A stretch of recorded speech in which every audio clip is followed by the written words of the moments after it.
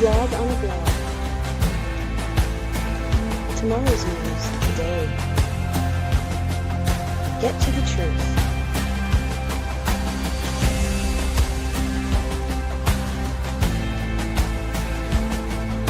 Comment, subscribe, share. Visit us at YAHOWAH.com. Hey, we've got Dipo. Dipo, what'd you think about the avatar? Beautiful. Did you see yourself in the mix there? Yeah, I did. I was trying to recognize myself. I was trying to picture myself there, but yeah, you're there right next to Mariah. Mariah's the one who did the voice on it. This is our new introduction to the vlog on the vlog. This is your second appearance on the vlog on the vlog. Your first was an appearance where we talked about one of your songs. Was Dust to Fire, which is, oh my goodness. I think it's the most beautiful theatrical production I have ever seen done in AI. And we celebrated that song. We might even double down and play it again before we're here, nice. Because it is. And this time I promise that I won't talk all over it, because that's what I did the last time, is I talked all over it. I made a point when we were first doing this a month or so ago, which was to say that there are things that genuinely inspire me. There are people that genuinely inspire me. And what you did on that song, and we're going to show 3 subsequent songs is how we're going to begin our program, inspired me. I thought that the talent was extraordinary. And I didn't just witness extraordinary talent. I just thought that the graphic video representations that you created for my wife's songs were beyond anything I had witnessed theatrically. But I know well and talk often to the people you work with when you're doing this. To Matt, to Mariah, to Leah, and to Kevin, and to others, and they love you. They just love you. They just think you are the absolute best. Every time that your name comes up, they smile and just say, "Dipo's the best." So let's begin, before we play the first song, just a little bit of your background, Dipo, because you didn't just show up on our doorstep. You actually found us in a very far away place, a place I have been to, but a long time ago, and you now call America home, but that's not where your life began. Yeah. Yes, I'm originally from Nigeria. I grew up in Nigeria. I moved in here, like less than 10 years ago. So. Back home, I've always been like, my story is like someone that is that feels like he has been fed lies, through religion, through a whole lot, and that that was looking for the truth. So that's pretty much my story. I was actually actively trying to get the truth, and I was searching, and that's how I came across YAHOWAH.com. You came across YAHOWAH when you were in Nigeria. Yes, back in Nigeria. Yes. Yeah, and so we did have an international reach in this regard, and Nigeria is an interesting place, and that some 2/3 of the population are deeply religious Christian, and they do have some interesting twists on Christianity, but it's very deeply rooted in Christianity. And about 1/3 of the population are Muslims, and there's been an enormous amount of tension with Boko Haram and other Muslim groups preying upon and abducting particularly Christian girls and raping them and enslaving them.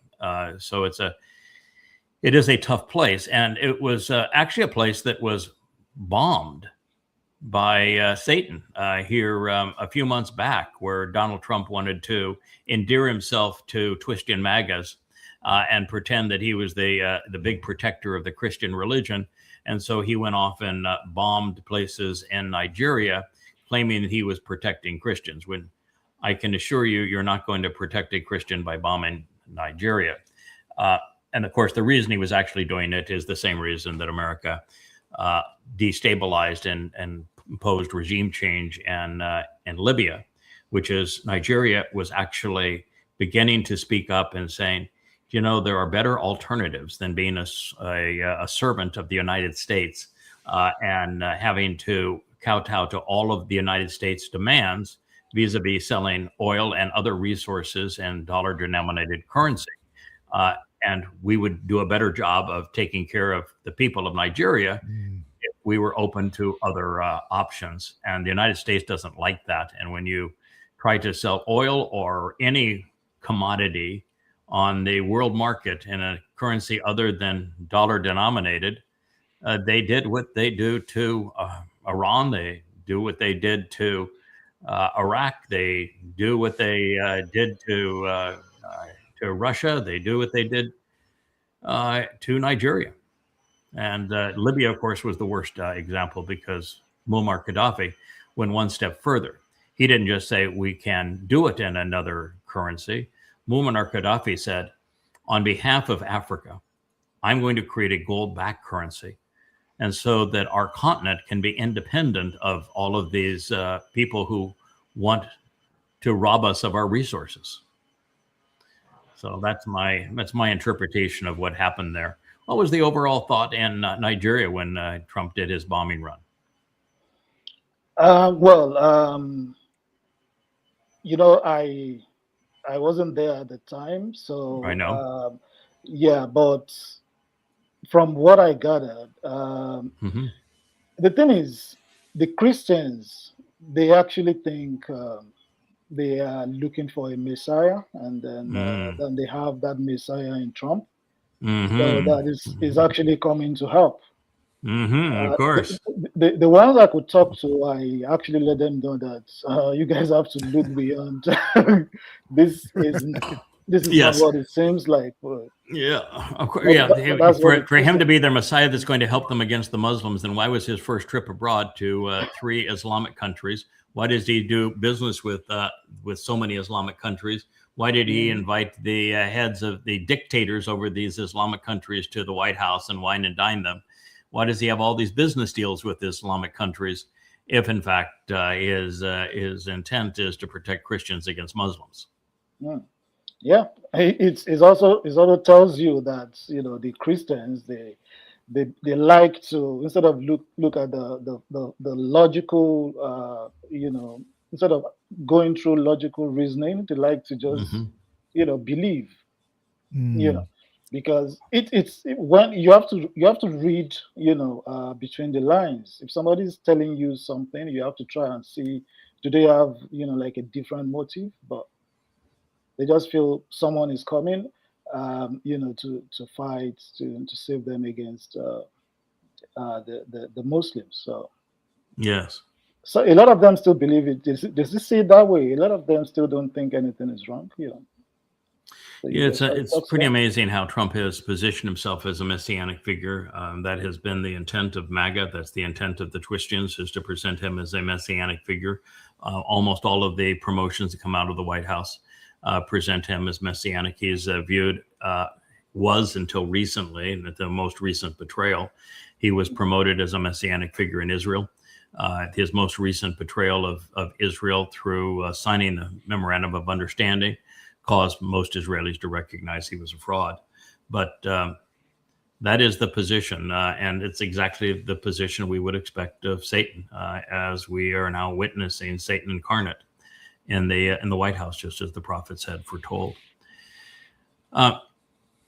You now live in America. You are an internet developer, and you have both private practice and also work for a firm, married with kids, correct? Yes. Yeah. And when when did you begin to develop your talent as an AI film producer?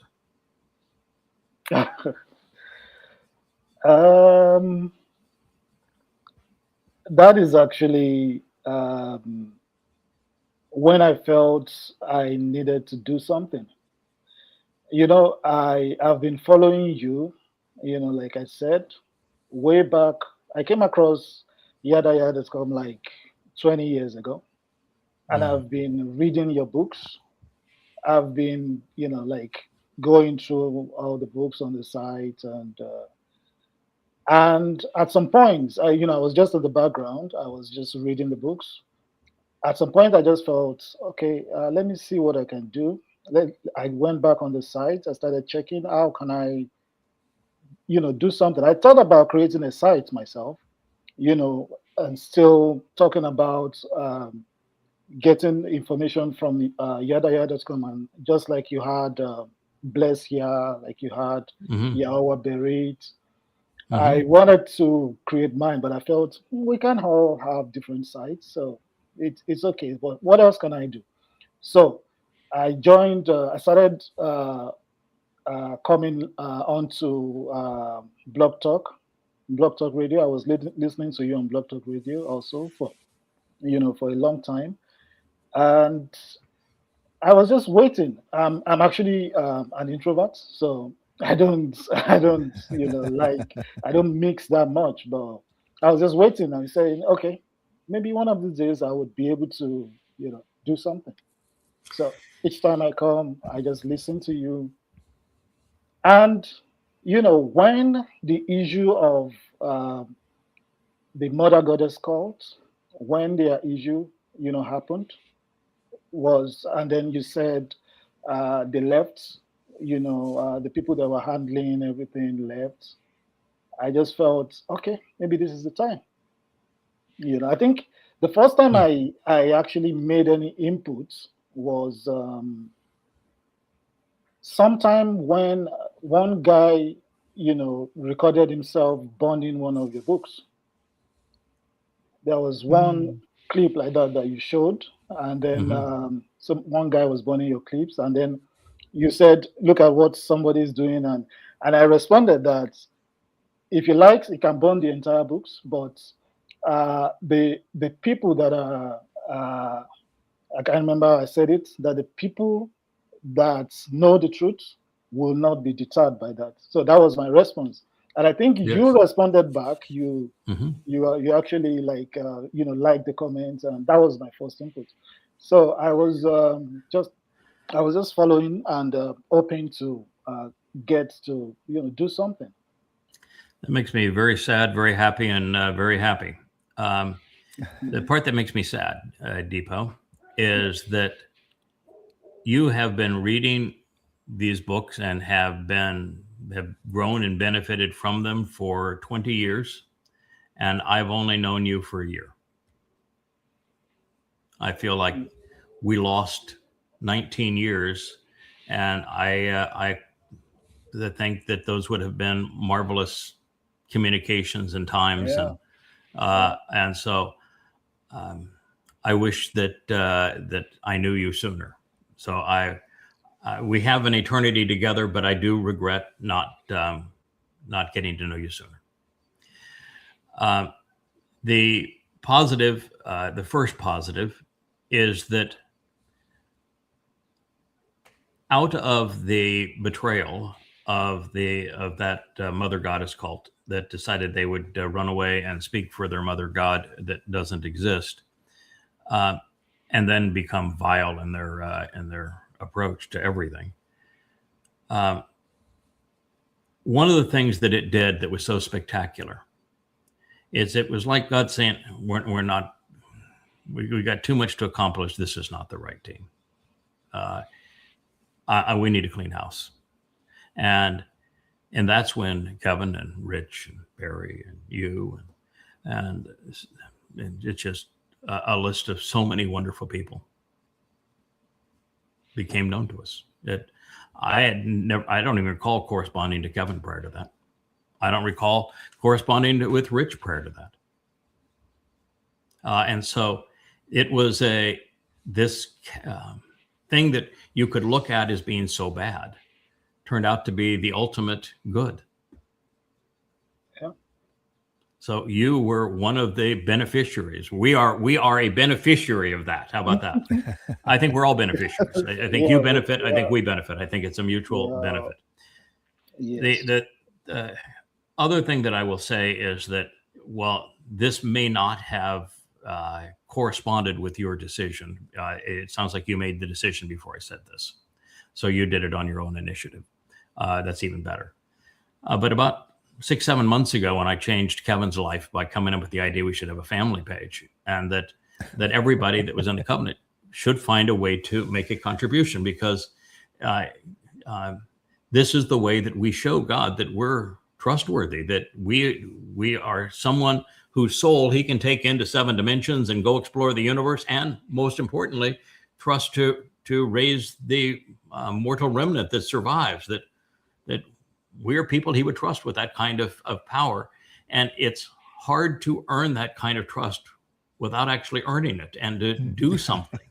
And so I came with the idea, let's all, everybody start making, whether it's a vlog, or find a place that you can make a contribution, and don't ask somebody to tell you what to do. And don't use the excuse, well, I'm not computer literate. I'm not an artist. I'm not a good speaker. Don't use, I'm an introvert. Don't use anything as an excuse. There's so much that can be done. Find a spot and do something positive. And of course, it has generated that family page, which will, it's still up, but from the link that we have to it, as opposed to direct from the site. Joe is revamping the site with a much more robust administration tool. And so when that's done sometime in a week from now, I think the family page will be live on the website. But it is a beautiful thing. And your contribution has, if you participate here on the blog, has been in the graphics of the songs that you've created. So this was a skill set that you developed in concert with doing exactly what you're doing. Yeah, pretty much, because I've been used to, as a developer, I've had to do, I've had to design stuff, and but not necessarily. I did when I started. What I did was actually to create some videos on. I was trying to teach people how to code, how to write programs. So, I did it like a cartoon kind of series. Oh, okay. So like an avatar doing programming. Yeah, so I did that, and so that's actually how I started. And then I was doing that. I was posting it, and then I just said, yeah, I can do this, because there is a lot of information on YAHOWAH.com, and I said I can actually just adapt this. And I started with on YAHOWAH.com. I started with the timeline. I looked at the timeline page, and I saw that I think I counted about 94, distinct sections. So my original plan was to make like 1-minute videos, graphic videos, telling the story of each one of those timeline points. So that's how I actually started. Yeah. Okay, I would tell you that if so long as Leah is not listening now, we'll talk softly in case she's listening. Because if I were to pull you away from creating the graphics for the song, I'd be sleeping in the house next door. You wouldn't eat for a week. Yes, I would. Yeah, I wouldn't eat for a week, which would probably be good for me. But we don't want to upset Leah. Creating videos for the highlights of that timeline, so that some of them are not just graphics, and some of the graphics, by the way, we need to improve. It got like you and Leah and others were creating graphics for the timeline, and we got to a certain point and they just stopped creating them, and I ended up being the one who filled in the remaining graphics, and I have no talent in that area whatsoever. So we do need to finish some of those graphics down the timeline.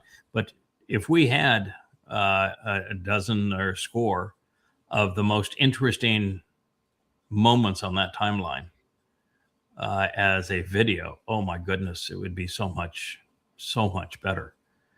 So I would, so long as it's just between the two of us, I would love to see that. Leah is quite jealous of the people that she loves, and so I have to be really quiet here. So we'll speak quietly. But that is a tremendous idea, and it would be greatly appreciated. And I can assure you they'd be incorporated immediately and enjoyed by all. Yeah, in fact, one of the things I'm just on that timeline that trying to get Joe to take that original calendar that he did long ago, that we now have incorporated into the Shana Years volume of YAHOWAH, but to take that calendar and make it, in addition to being in the Shana Years book, but also as a link from the timeline page. You know, we have the counters, but the counter isn't to every individual date that we want to be celebrating. Mm-hmm. Yeah, so I would love to have all of that calendar presented through 2033, and I know he's going to do it one of these days. But I'd love to see it. All right, so with all of this, we're going to start with To Israel. That's the one you want to start with? Yes. Okay, and just as an introduction to that song, you and Leah were given a tremendous challenge that is so enormously difficult for that song. And that is that two things. Number one, I wrote the lyrics, and I'm not a songwriter. And I wrote the lyrics with a cadence and with rhyme. So normally, if you're writing lyrics, it's if you're writing like it'd be 5 lines in each refrain of a song, you'll only have 2 of those lines rhyme, and you will make no attempt to have the cadence of the lyrics be somewhat similar. And in what I did, every line of a group of 4, everyone rhymes. And that is not the way you write lyrics for songs. And so that made it difficult to produce a song when it was written as poetry, not as lyrics for a song. The second part is the voice is Yahweh's. And so you can do a lot of voices, but doing God's voice is pretty darn hard. And so since you can't do God's voice, what you're trying to do is come up with a lyricist that is distinct from God, but yet highly credible and still attractive. And so it's this realization you cannot do God's voice, but you're trying to create a voice that's respectful of who he is. And so that made it really difficult. And then you have the challenge that to create every line that ends in a rhyme, there aren't the normal themes that you would have through the refrains of a song. So you're constantly trying to say, all right, I can't create an animation here or a graphic for the one line. So I need to try to figure out what's the theme of this refrain. So both of the songs we're going to play on Yahweh's Name, well, they are favorites of mine because I think the message is so vital for Israel to hear, because Israel wrote God out of their lives. They wrote Yahweh's name out of their name. They became Jews as opposed to Yehudim. Yehudim means beloved of Yah. It's Yahweh's name and Dowd's name. And they wrote Yahweh's name out of his Torah and out of their Talmud and really out of their lives. And so restoring Yahweh's name and restoring Dowd's reputation are the 2 most important things we do. And so I love the songs and I love the lyric because I think they're essential listening and watching for Israel. But I also appreciate the level of challenge that I gave you. Mm-hmm. Yeah, it's something that that needed to be done. I think that's the transcript of that song. I think Mm-hmm. You actually read it out sometime. I did. One of these shows. Yeah. I did. That was before even the song was created, because I did. know I read that Yes. thing before. So yeah. Yes. It's Yeah. In it's, fact, it's I've a done it message twice. that needs to I've be gone passed. through it twice, and Yeah. and It's a message that obviously, needs to be passed. yes. And rather than being my voice speaking on behalf of YAHOWAH, they've done the song as a real song, which makes it much more emotional and I think powerful. So let's play it. Is there any further introduction you'd like to make before we see it? Well, I would just say, Israel needs to listen to this, because it's funny that even their prime minister's, name, there is Yah in that name, and they don't. Yes. They don't seem to even understand, what that means. So they need to. Yeah, they need to, and they have come up with all sorts of religious excuses for writing it out of their lives. But they claim to be Torah observant, and yet the third statement on that second tablet says that the negation of Yahweh's name is unforgivable, and to have written it out of their lot, to have replaced it and taken it out of Judaism and out of their name, is committing the offense that is unforgivable in the third statement, Yahweh etched in stone. So there is no return for Israel. God has divorced them. He is in Shamaim, and he is not returning until they return to him. And that return is impossible prior to them embracing his name. That isn't all they need to do, but that is an essential first step, is to embrace his name. It makes it very important. I think this is the one that actually begins with the Paleo-Hebrew inscription on the rock. And the letters, for those who do not know, the original alphabet in Hebrew was a pictographic alphabet, where even if you were not literate, you could make out the meaning of the words by looking at the letters that comprise those words. And Yahweh's name is written right to left as a hand reaching, the arm and hand, the upper arm reaching down, the forearm reaching out with an open hand to us. It's comprised of two individuals that are standing up, reaching up, paying attention to him. The first letter is a yod, which is originally called the yod, which is hand in Hebrew. And the two heys are from the henna, which means to pay attention, to look up, to notice what's happening here. So there are two people looking up, noticing and being observant of God. They are standing on either side of what was drawn as a tent peg. The tent peg was essential during that time because it was what you used to secure the tent, like the tent of the witness, but also the tent that's your home.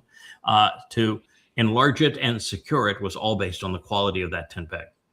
And looking at the most ancient evidences of that alphabet years ago, and it was just actually a year ago with Joe being here, we refined those letters so that we have a much more accurate depiction of how they were drawn and what they represent.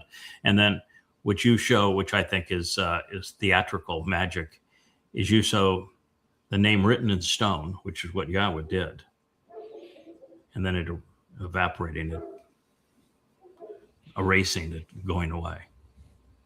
It's very dramatic. And you showed the original settlement that was Jerusalem a long time ago. So, Kevin, would you mind winding it up for us, oh disc master? Here we go. YAHOWAH is my name. To Israel I came.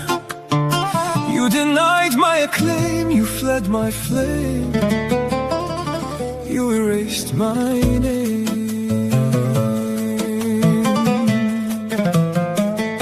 When I was your God and Dowd your king, there was a different song to sing. To the Goyim you did not cling. You were shielded from their sting. Isolated and hated, you are battered. Your dreams are shattered, the nation is tattered. My words have not mattered. It is all there in the Mikre.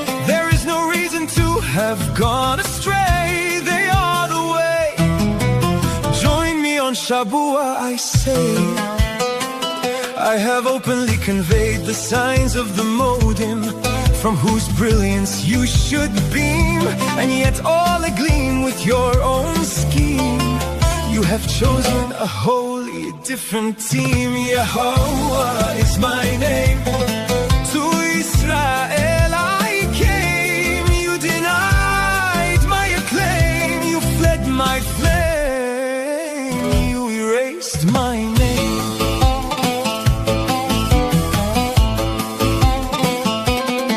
With Dowd as your Messiah, as foretold in Isaiah, you are not a pariah. Have you read Jeremiah?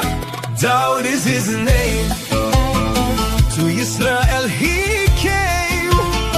You denied his acclaim. You robbed him of his fame. What a shame. Who served as the lamb, whose blood is on the door jamb? Do you need a diagram? Do you even give a damn? Do you know the son who was given? For what has he striven? How are you to be forgiven? What is your decision? Dowd is his name. To Israel he came. You denied his acclaim. You robbed him of his fame. Have you no shame? This need not be the end of the story. You have been called to glory. To my covenant be a signatory. Respond to this allegory. If you wish to be replevin, let's remove your leaven. It's on the basis of 7 that I can bring you to heaven. So this is the story of my luminaries, even as they have become your adversaries, when they serve as my great emissaries, and with whom I've compiled esteemed libraries. YAHOWAH is my name. To Israel I came. Accept my acclaim, embrace my flame, reinstate my name.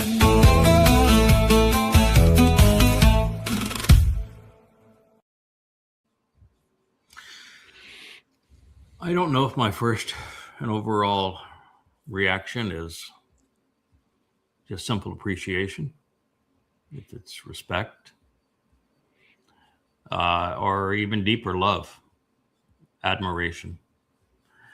I've done, we've been doing this for 25 years.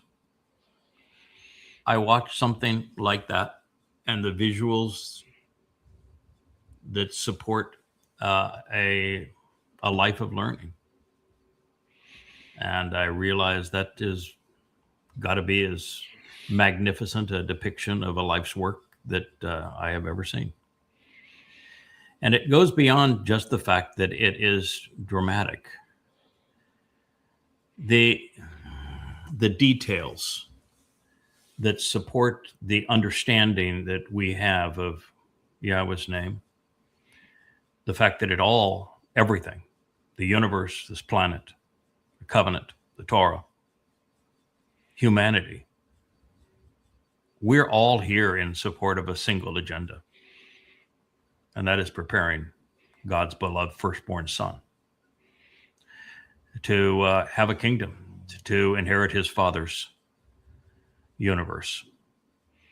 And that is a very difficult concept to convey. And there's so many subtleties in it. And you got every detail right. That requires far more than knowledge. It requires a depth of understanding. So that's why one of my responses is just admiration. I don't get to encounter that all that often. Somebody that has that level of understanding. But that's what you have. We got all the information from you. Yeah.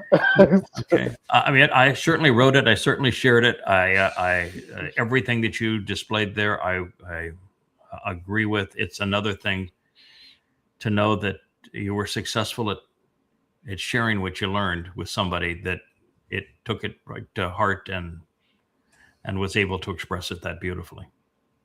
Yeah, so it is a gratefulness of you. You know, you work 12 hours a day, 7 days a week for 25 years, and you know, it's like this past few days we've been betrayed by an embittered individual, and last week it was being betrayed by another bitter individual. And sometimes, you know, it's hollow and it's frustrating and it's empty, and you say, oh my God, I mean, these people I was so kind to, tried to do so much for, and to be thanked by them vomiting on me, I really appreciate it. Geesh. But the antithesis of that is you. And that's one of the great gifts to God, to Dowd, to Israel, the covenant family, man. What you did there is magnificent. I do want to play it again, Kevin. I want to talk about a few things that are in that song, because that song does it blends several themes together. The first, of course, is foremost, is that God has a name. It's Yahweh. That name is not in dispute. You cannot write it YHWH, and you cannot write it in Hebrew unless you're writing it in modern Hebrew and phonetically. The pronunciation of it is exceedingly easy to deduce. It's based on the verb haya. Haya tells you how to pronounce 3 of the 4 letters. And it was delineated to us in a book called the Torah.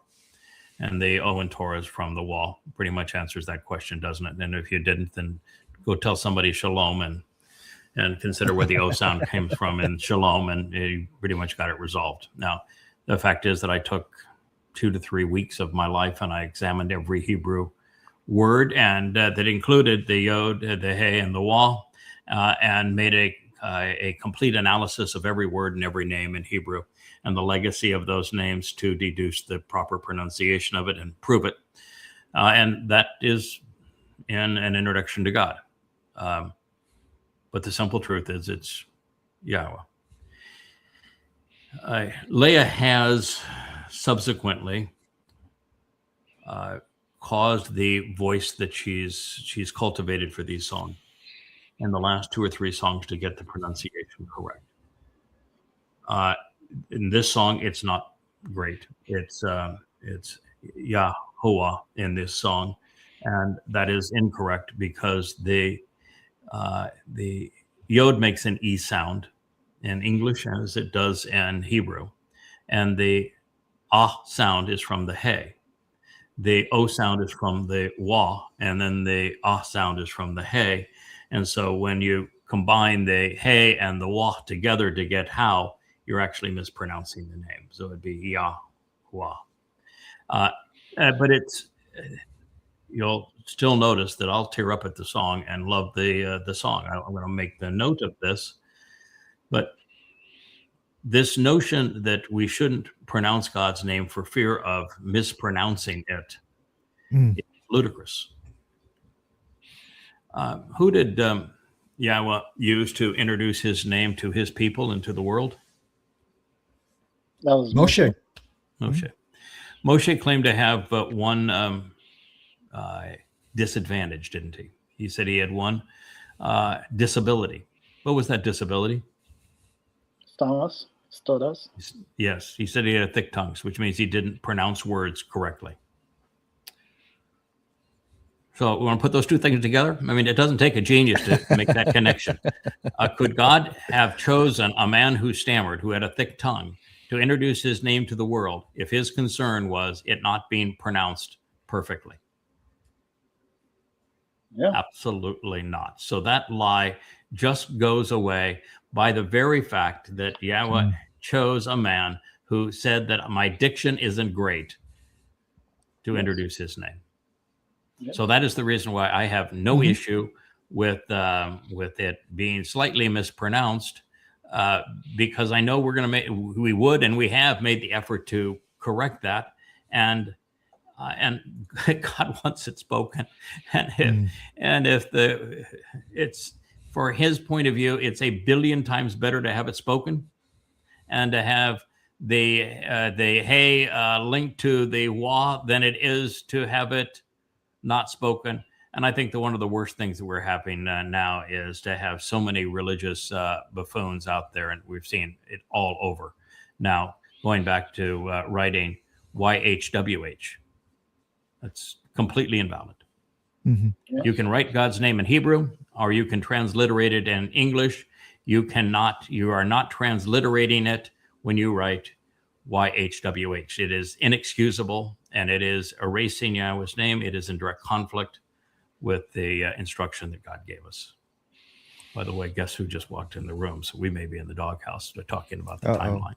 But don't tell her. She might not have been listening to that part of the show. She's chuckling over there. The second part of the song that I want to talk about is this integration of Yahweh and Dowd. And that was the interesting thing. I took the chorus of that song, and it was, you erase my name, and speaking of Yahweh. But then it transitions to being Dowd. And we make Dowd as important in that song as is Yahweh. Because from our point of our existence, He is. Mm-hmm. We don't exist without Him. He was Adam. He was Shem. He is the firstborn, the Messiah, the Savior. The most popular religion on earth today exists by robbing Dowd of his titles, his achievements, and his everything. And, it's just this great crime. And by reestablishing Dowd, we're doing something that makes God even happier than reestablishing His name. Mm-hmm. And this is something Israel must come to embrace. They claim to have a star of David or a shield of David, and there is no such thing. It's an absolute pagan lie. They need to drop the star, embrace the menorah, and the one that's over my head here, it's the 7-candle menorah, not the 9, and embrace Yahweh's name and recognize that we're all here because God had a firstborn. It's Dowd, and Dowd is the Messiah. He is the former king. He is the returning king.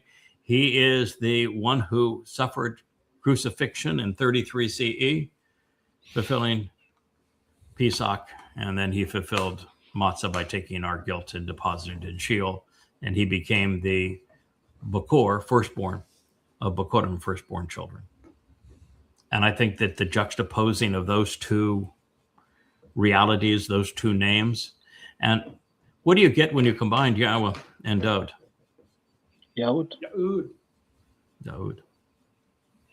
I wish it went from your lips to the ears of all Israel. There's no such thing as a Jew. It's a made-up name. What Jew does is erase Yahweh's name and Dowd's name from their name. Mm. You want to have the shield of Dowd in your lives? Go back to your real name. You are Yehud. And Yehud is a combination of Yahweh's name and Dowd's name. And it's one of the most profound insights you are ever going to consider. It makes you the beloved of Yah. And there is no return until you become Yehud again. Mm. As we were playing it, you've heard some of my thoughts on it. You have another thought, Dipo, before we play it again? Yes. I have a couple. Yes. Oh, I'm glad I asked. I am. I'm glad I asked. So the first will be the pronunciation of Yahweh's name. Yes. Now, for people that are saying, that I want to go with that argument that it's YHWH, just read, read your books, read the passages. Yes. You could see, God saying my name. He says my name.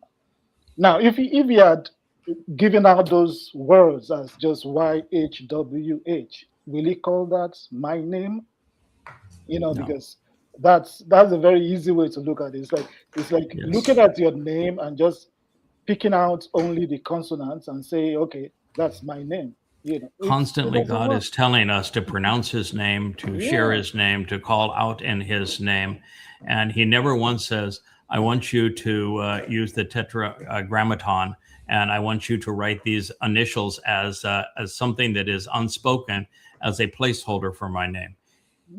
Never once. So why do people do it? That's profound. Yes. And, and then the pronunciation, for someone that has been reading, your books before actually listening to you, when I first saw the name, like I said, one of the issues I had with the Bible was they mentioned the Lord, they mentioned God. Now, when you read the context of what they're talking about, they are talking about, at times they're talking about the same person, at times they're talking about two different people. So I've always wanted to know, okay, so what is God's name? Because God says, my name, don't.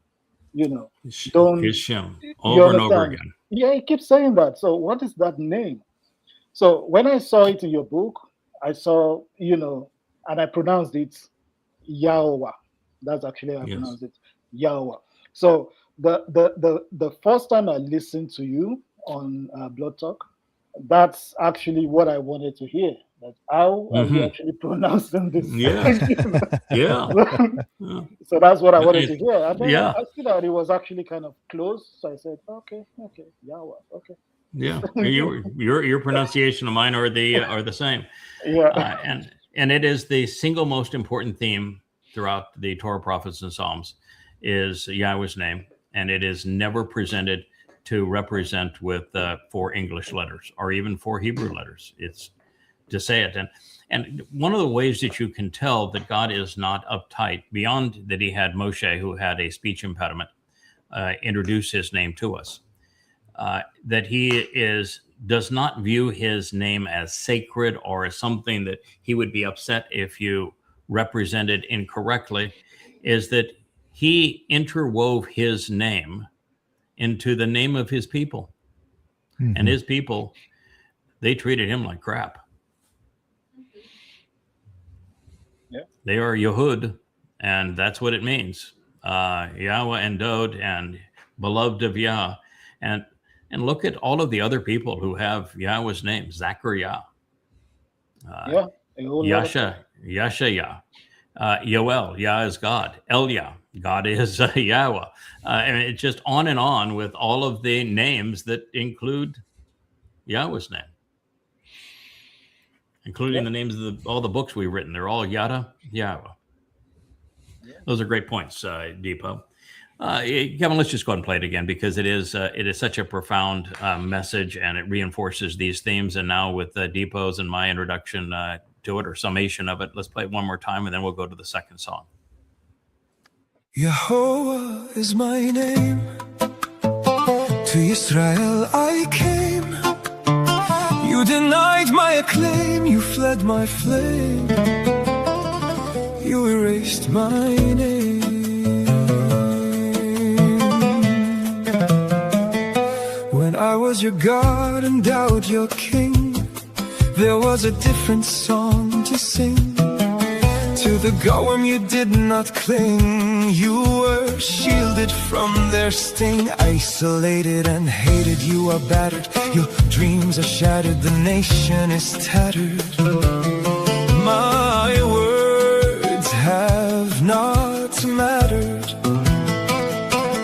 It is all there in the Mikre. There is no reason to have gone astray. They are the way. Join me on Shabuah, I say.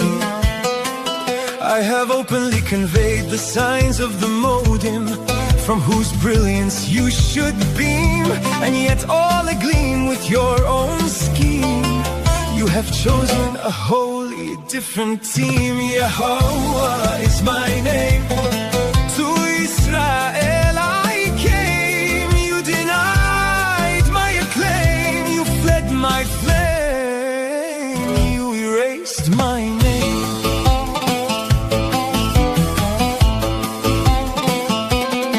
With Dowd as your Messiah, Isaiah, you are not a pariah. Have you read Jeremiah? Dowd is his name. To Israel he came.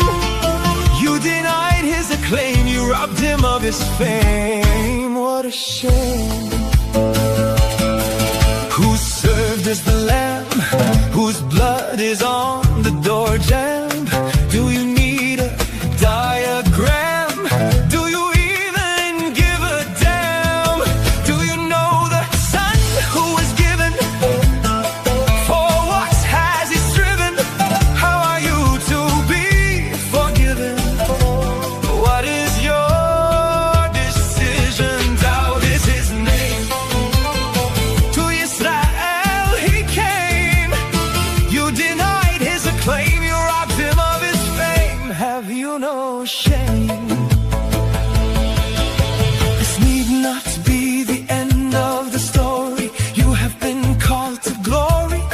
To my covenant be a signatory. Respond to this allegory.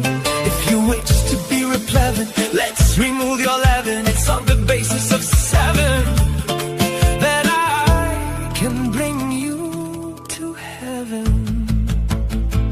So this is the story of my luminaries, even as they have become your adversaries, when they serve as my great emissaries, and with whom I've compiled esteemed libraries. YAHOWAH is my name. To Israel I came. Accept my acclaim, embrace my flame, reinstate my name.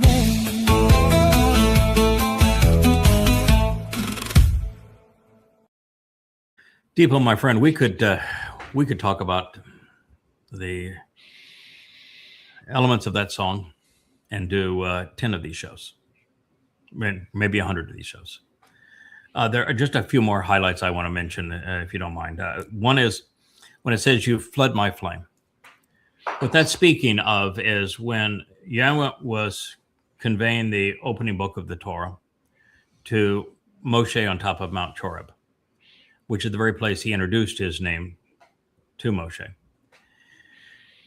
He told Moshe to, then when he goes down the mountain, give the children of Israel 3 days to get their act together, get all cleaned up, get prepared, because while it was just going to be a projection of Yahweh's light and voice, it nonetheless would be a lot for them to process. And so he gave them 3 days to get ready for it. And he did exactly that. He demonstrated his light before them and the resonance of his voice. What was Israel's response? Go away. He told him to go away. Told God to shut up, go away. We never want to hear from you or see you again. It's one of the most tragic statements ever made. Jews don't want to tell you that. But the fact is, that's what happened on Mount Choreb. They hadn't even left Mount Choreb yet. And they told God to go away, to shut up. They never wanted to see him or hear from him again. So, God's response to that was, I agree. I agree, that's best. And he said, I agree that's best for 2 reasons. One of them is he had no interest in being around them either. They were obnoxious. God saves you from certain death, slavery, and a country that is abusing you like this, perpetrating genocide and apartheid on you. And he saves you from it. And this is what you do. Why would you want to spend time with those people? The second reason is that God already had a plan. He had already deployed the plan numerous times. He did the plan with Chinook. He did the plan with Noach. In fact, the plan was in play with Amram and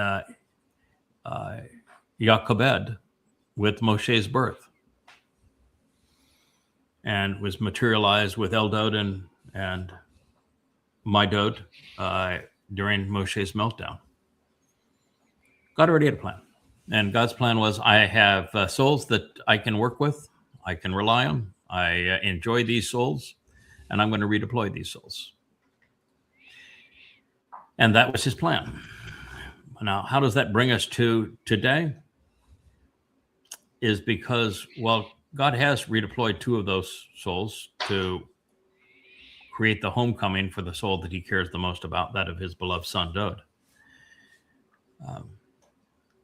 This time, it has to resonate with enough people for there to be 2 harvests and for them to be a mortal remnant. And so this time, those 2 individuals can't do it alone. I don't care how dedicated they are. God needs to have a family of souls that are engaged, devoted, consistent, mature, responsible, reliable, that he can count on. You're one of those souls.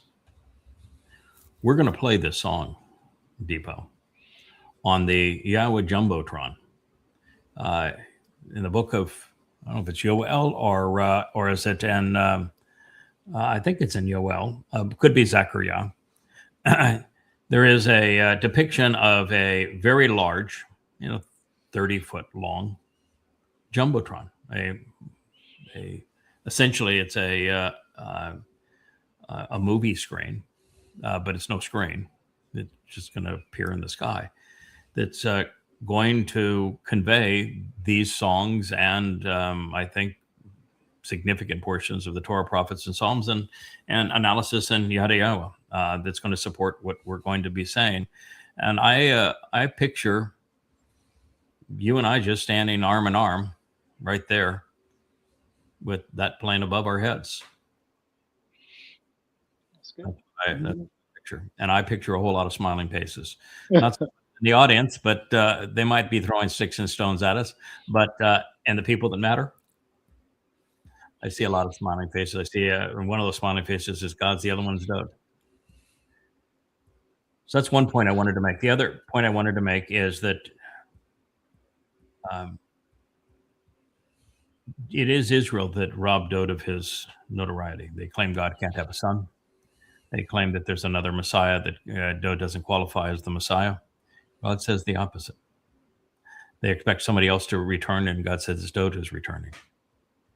But the most important thing is there is no way for them to have salvation. Where are you going to get your salvation? You write Dowd out of your lives. There is no way to receive it because he fulfilled Yisak, Matzah, and Bakodim, which opens the doorway to life, removes guilt from our souls, and brings us into the covenant family. So without Dowd, there is no salvation. And then the other theme that I wanted to mention is that Jews who lie, all of them, about being Torah observant, every single one of them. There are Jews now in the covenant family who don't. They're now Yahuds. They're not Jews, so my statement is actually accurate. Say that they are celebrating the Jewish holidays, but they aren't Jewish holidays. They're Yahweh's Moedim, restoring witnesses of the eternal testimony. And they begin the year with a 7-day observance of Passover, but Passover is not 7 days, it's 1 day. And it's matzah that is 7 days. And they completely ignore matzah, and matzah is more important than Passover. Passover without matzah is detrimental. It means your soul would be eternal and eternally corrupted with religious guilt, and therefore eternally separated from God. That's Sheol. They don't celebrate Bakodim either. They don't even know what it means. And then they celebrate Purim based upon the lie of Esther. Mm-hmm. And they have their version of Ashura Day. And then they have this counting of the Omar and haven't a clue what Shavuot represents, that it's a harvest of standing grain, and that it's fulfilled in 2 stages, one of which was just happened here 2 months ago with the beginning of the time of Israel's troubles, and the next will be the harvest. They replaced Teruah with a Babylonian holiday of Rosh Hashanah, ahead of the Babylonian New Year. They call it the beginning of the High Holy Days. Holy in Hebrew means diseased. And the beginning of the year, and according to YAHOWAH, is in Abib. And the 14th of Abib is when we celebrate Pesach. And then they turned Yom Kippurim, the day of reconciliations, into a day of affliction. And I don't think you can reconcile a relationship by being afflicted or by afflicting someone else. And then they turned Sukkah, which is to camp out with YAHOWAH as we return to the garden, into a celebration of a wrinkly, ugly, sour fruit and 4 species. It is just an abomination as to what they have done. And they pretend to speak for God when they're doing nothing but annoying God. So Israel, you really need to take to heart Leah and Dipo's song. That's actually Craig, Leah, and Dipo's songs. She wrote the score, I wrote the lyrics, and you created the graphics. But it's a collective effort. And I think the Jews, I think they actually know some of these things, but it's probably because of coming from that time of Aaron. They just feel they need to argue. They need to look at God's words in a different way. Because from my own experience, I had the last company I worked with in Nigeria before leaving. They're actually Israelites. And I was there for a long time. I was like 7 years working with them. So I see that they actually know that, for instance, Christianity is false. They know. Yeah. They know every Islam pastor, is every pastor I ever reached out to and talked about that every aspect of Christianity is false, and every pastor knew it. Yeah, they know. They all know it's a lie. Yeah, but I think it's just them wanting to maybe project themselves as maybe equal to God or whatever. Yeah, that's what rabbis are doing. That's what rabbis are doing. Well, they won't mention God's name, but they sure write their name into their Talmud, don't they? Yeah. Yeah. Yeah, it is. All that is. Yeah, all that is true. Okay, our next song is going to be the song of Ruth and Boaz. I have gained a new appreciation for the story of Ruth and Boaz that I had not previously considered until this last 7 days. The last 7 days, I have been trying to complete my translation of Isaiah YAHOWAH 10 because God told me it was the prelude to the Choder chapter, which is the most powerful prophecy perhaps ever written among the prophets, in YAHOWAH 11. And I just said, I want you to go back to 10, rewrite it, because it's going to explain the situation and the time that you as the Choder are being deployed, and you need to know your role, and people need to know what to expect. So it is the environment that you're being deployed. And you get towards the end of the 10th chapter of YAHOWAH 10, and it's a journey through towns. And the theologians would tell you that the towns that are mentioned are where the Assyrians, with an army of 185,000 warriors, were bivouacked or that were passing through. But that can't be true. And the reason that cannot be true is that the towns that are mentioned are first and foremost in the hills and the valleys north of Jerusalem. Lachish was the last town in Yehudah that Sennacherib and the Assyrians assaulted with a long siege.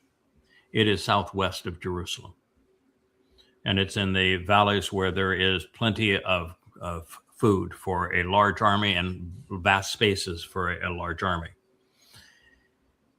You don't go from southwest of Jerusalem to due north of Jerusalem and cramp a army in narrow valleys where there is no food, where there is hardly even a shrub, and where you're constantly subject to ambush, where your numbers are a liability rather than an asset. It's not possible. It'd be saying the Assyrians became the world superpower at the time by being really stupid. And the other thing would be an army marches, the trained armies of the day marched 7 miles in 3 to 4 hours. And the places where he begins to depict them are 6.5 miles north of Jerusalem. That's a 3 to 4 hour march. Are you going to write a prophecy about the positioning of an enemy that's come to annihilate Jerusalem when they're 3 hours away from knocking on the door? Not much of a prophecy. Not much of a prophecy. The ink wouldn't be dry before they'd be knocking at the door. Thank you, Captain Obvious. No, it's Captain Obvious. No, that didn't happen. And there's like 20 names, maybe 25 names. So I decided to do what I've always done. I thought that the names would tell a story and that the actual story was in the names. So I translated every name and I linked them all together to convey a message that was pertinent to our time, which is the time that the prophecy is being written. And every one after another, you say, boy, this will be the next one. This one will trip me up. I'm going to have to admit that I finally run into a roadblock here, but nope, they just get better and better. So what that leads me to is the emphasis on a town called Geba. And Geba probably doesn't mean anything to many people. You ever heard of Geba? Maybe. Is that Geba or Gibbon or something? Is it Geba? It's Geba. Yeah, Geba. Yeah, it's written two different ways with I think it's an ain at the end of it, and the other one's with the hay at the end of it. Or with the hay at the end of it after you have the ain. That's two different ways. Geba is the worst story in the history of Israel. The story of what happened in Geba is told in the 19th chapter of Shaphat Judges. And it ends with a civil war based upon what happened in Geba. And that's the last word of the book of Shaphat Judges. Now I'm going to tell you what happened. And then I'm going to tell you what is the next word that we find from YAHOWAH after the book of Shaphat Judges. Do you know what it is? No. That's talking about the part. We're talking about your song now. I'm introducing your song. What do you think the next word that YAHOWAH spoke after the book of Judges ends? He said he's going to give them Kinsman Redeemer. In other words, the remedy for what happened in Geba is in the book of Ruth. You go from one word to the next, the last chapters of Shaphat Judges to the opening chapter of Ruth, in one breath to the next. All right, so what happened in Geba? It starts also in Bethlehem, which is the featured town, isn't it, of the song that Leah's song that you created the graphics and visuals for. That transpires in Bethlehem, although it actually begins in Moab, and the story that takes place in Geba actually begins in Ephraim, and the man goes to Bethlehem. So both are stories that began outside of Bethlehem with the journey to Bethlehem, and then leaving Bethlehem. And this is a man who's a loy, and he has a paramour, a concubine. Which means that he has more than one wife, and this wife has lower status than another wife, is what it means. So she's either paramour or concubine, whichever one you want to say. And she felt that what was good for the goose was good for the gander. In other words, if he had multiple sex partners, why not her? So she solicits some other man And when she does that, she says, that can get me in a lot of trouble here. This is kind of in this community. So she ran home to Dad in Bethlehem, and Dad took her back in. And so the Lowy went down there to get her back. And the man who was the father of this woman, who was both presented as a prostitute and as a paramour or concubine, is overjoyed by the Lowy arriving, thinks, this would be, get this woman out of my hair. Now she's unsalvageable because she's no longer a virgin, and she's now associated with prostitution. Oh my God, you got this guy that wants to take you. And he wined and dined him and said, absolutely. He was having a celebration of getting rid of his daughter. But most people don't understand why he was so ecstatic about this, but that was the reason. It was selfishness, not genuineness, because the man, the Lowy, was a creep. He was a real creep. I mean, creep with the capital K. How about that? He then walked back with her. He's got an R with him that we never hear from in the story. We just announced that he's there. And he has which is a very loud-spoken person that doesn't take garbage lightly, doesn't suffer fools well. And he has a couple of donkeys, asses with him. And they are heading back to Ephraim, to the hill country of Ephraim. And they are passing through places, and they decide that they're going to spend the night in Geba. And when they get to Geba, no one will offer them any hospitalities. They're out there in the courtyard. And a man comes from the fields, who is also from the area of Ephraim. And he decides that he would take them in. And you say, oh, well, there's a good Samaritan there. What a lovely story. No, he's a scoundrel with a capital scoundrel.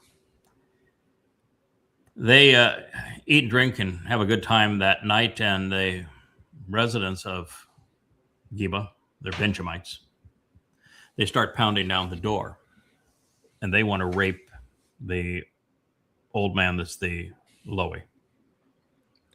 They're pounding down the door because they want to rape the Lowy. And so the man who owns the home in Geba goes out to him and said, no, that's a disgusting thing. It's reprehensible what you're trying to do. Absolutely unacceptable. Stop it. Instead, I have a virgin daughter. Take her. Go rape my virgin daughter. You can do anything you want to her. And this man came with his paramour. Rape her too. Abuse her as much as you want to abuse her. That'll be just fine.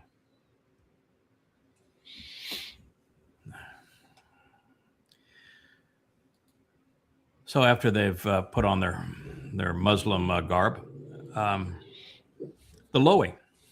We're familiar with the word.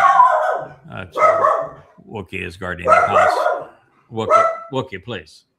It's the male lady that has come, and Wookie is, boss man. You don't come to my house. I thought he just liked the Lowy. He just liked the Lowy. Let me tell you about the Lowy.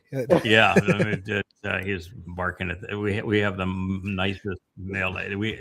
They are just absolute sweethearts on this island. So anyway, so you ever heard the term shazak? It means to be firm, to be even harsh.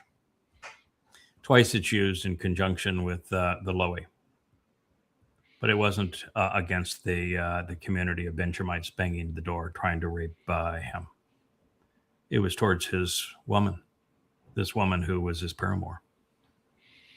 He grabbed her that way. And he hurled her out to the street, where she was raped to death. Well, he went back in the house and slept. In the morning, she has managed to crawl back to the threshold of the house, has her hand on the threshold, and she's dead. She's been raped to death. Tried to get back in the house, and they were all asleep. They couldn't be bothered. He decides he wants now to go off and leave for the high country of Ephraim. He opens the door, sees her there, and says, "Stand up." I want to walk. Get up. Let's get going. No, I'm sorry. No.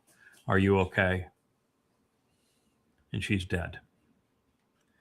And he tosses her on the back of his ass, takes her back to the high country of Ephraim, where he dismembers her, cuts her into 12 pieces, and distributes those 12 pieces around Israel.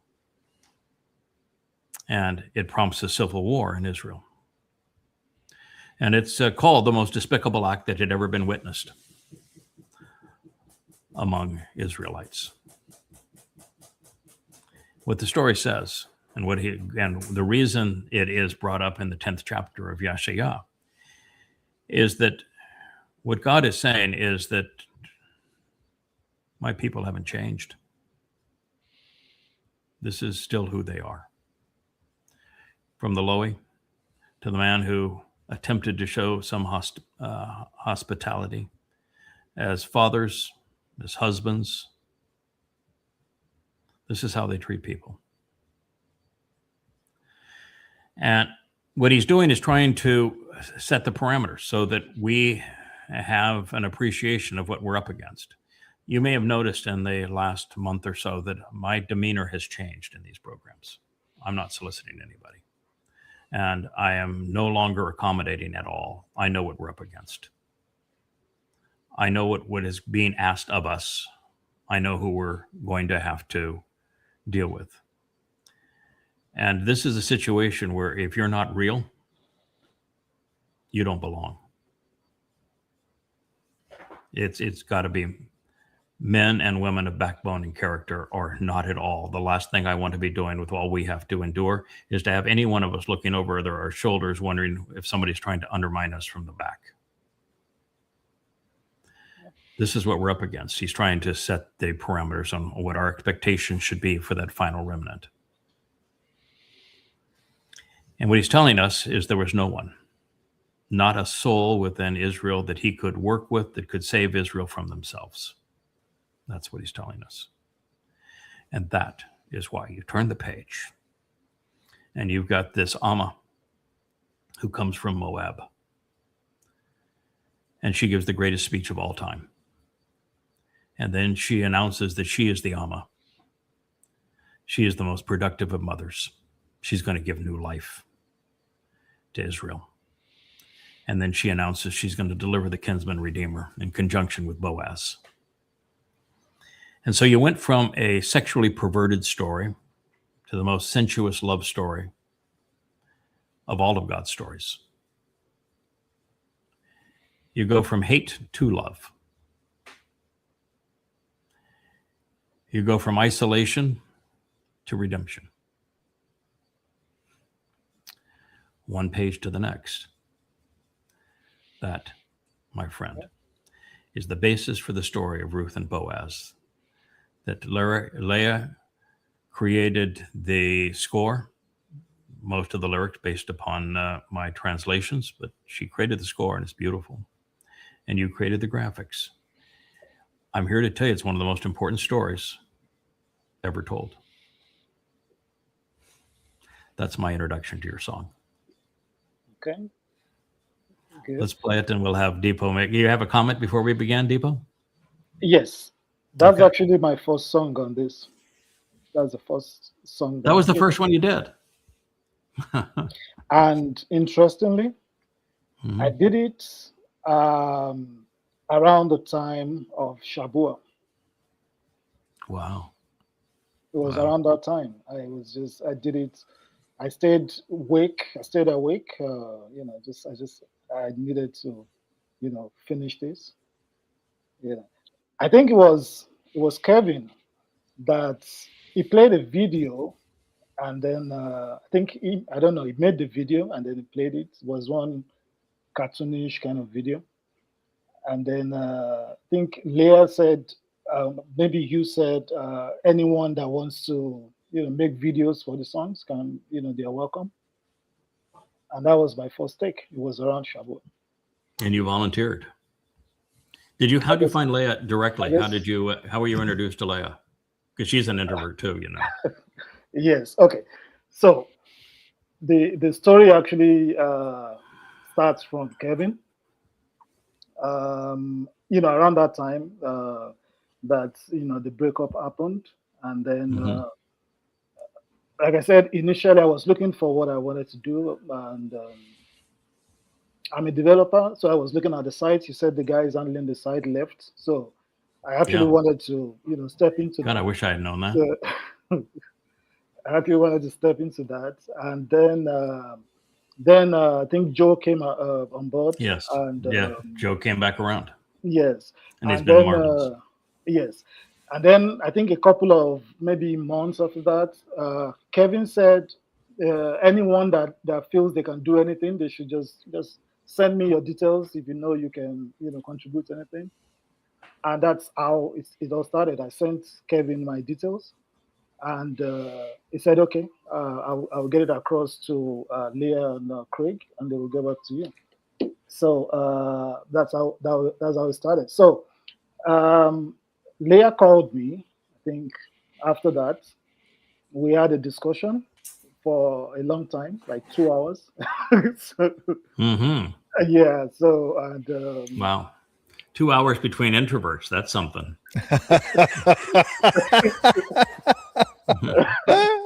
yeah. And I could see that she is really very, very knowledgeable, and the discussion was just flowing, and and that's it. After that, I think a couple of weeks after that, she asked me to work on the on Kirk's glossary. Oh, really? Okay. Yeah, wow. I worked on the glossary. Wow. I put it together. I know a lot of people worked on it, but I think I was probably the last person that worked on it. Generated because I saw that we had the most of the information that is needed in Excel, and we needed to go to Strong's site, and confirm some things, the Strong's numbers, and check, and then generate that into a Word document that had all of the glossary. So I actually did that. That was the first time I did. Wow. Okay. Yeah, we've still got an issue with that, and Perry's trying to deal with it on and off, and that is when we're doing the superscripts. The program that Joe wrote to create the superscripts for the book has about a 50% accuracy, so it's certainly not working. I think the superscripts are a great idea, but we either have to go back to the apostrophes or get it right, and we got to figure out a better way to get it right. And it's not easy because the transliterations of words, there are some 20 Hebrew words that are transliterated identically, but their meaning is very different if it's an aleph or an a, and so it's not an easy task. So it's still something that it needs to be programmed such that we can deal with the program the overall result, and then deal with the discrepancies in a different way. And it's about that time, Dipo, that I started hearing Dipo this, Dipo that. Oh, you can't believe what Dipo did. I'm talking to Dipo. No, I'm working with Dipo. No, you can't have Dipo. I'd like to meet this Dipo fellow. No, you can't. He's mine. You were being coveted by many people. So yes, that's when I began to hear your name, and in fact, I even sent you a message on the YAHOWAH saying that I'm hearing a lot about you, pal. I would certainly like to meet you sometime. Is there a way we can get together? And I want to celebrate the song that you had written, which was Dust to Fire. Anyway, let's play. Unless you have another thought on Ruth before we go. No. Okay. Yeah. Let me just mention that on the glossary project, that was also the first time I met Moya. We spoke on phone as well. Oh yeah, she's a sweetheart, isn't she? Yeah, so she's a go-getter, man. I wouldn't want to cross that woman. She also is one that knows her material. She, in fact, knows is not the right term with Mariah. She understands. She really understands this material. Yeah. So she gave me the details about the glossary. This is what we have to do. Yes. And, Wow. Okay. So let's let her spin there, Spin Meister.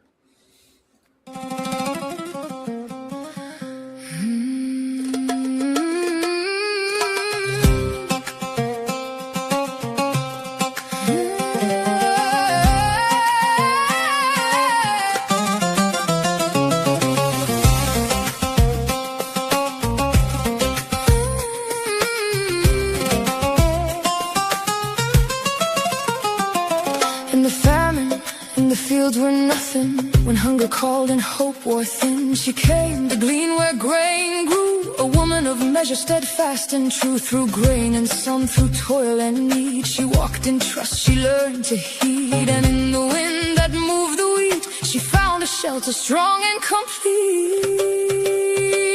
I will go where you go, where you settle I will remain. Your people, be my people, let your Elohim remember my name. Where you are, a memorial will be there. I will go where you call me, to the family for Dowd's sake, for the one who redeems and gathers us in YAHOWAH's name.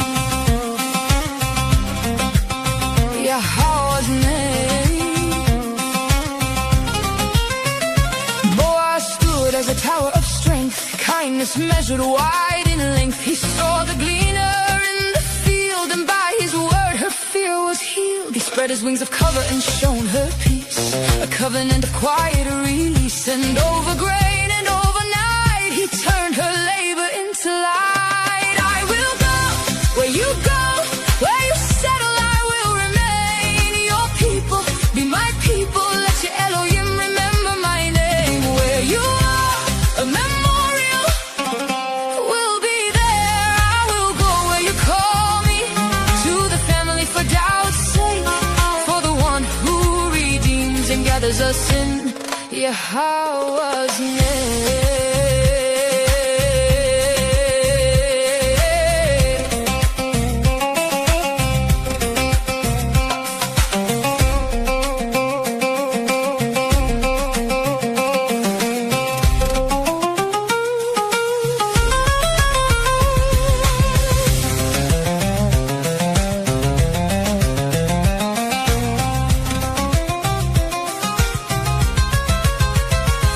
How love was written, not in ease but in returning, not in taking but in giving, not in distance but in drawing near. Through thirst, through hunger, through the harvest, through the field and the promise, through YAHOWAH's family and the strong one who sows the grain.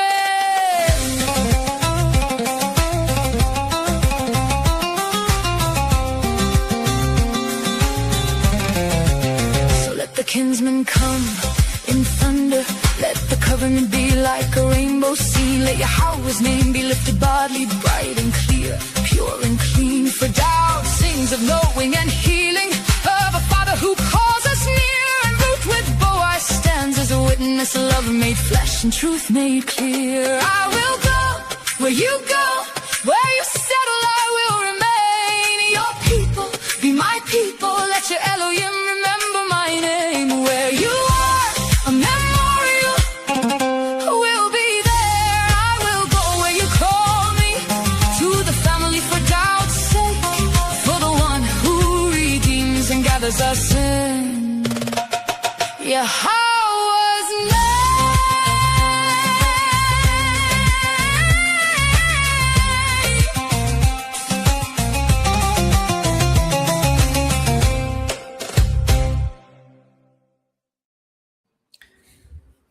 Following the story of what happened to Geba, with the Benjamites raping the woman to death and the Lawi being a louse, the man who owned the house offering his daughter being reprehensible, the Benjamites being reprehensible, the whole nation going to civil war, there wasn't a single Yehud that God could speak through, not a single Yisraelite.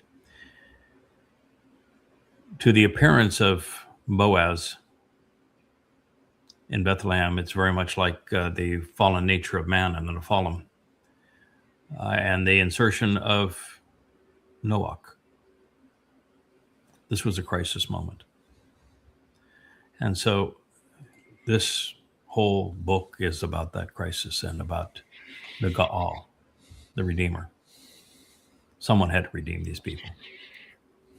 And the story is of Ruth and Boaz serving in that role. And they would not only be redeemers, they would deliver the Redeemer multiple times, 3 times, as a matter of fact.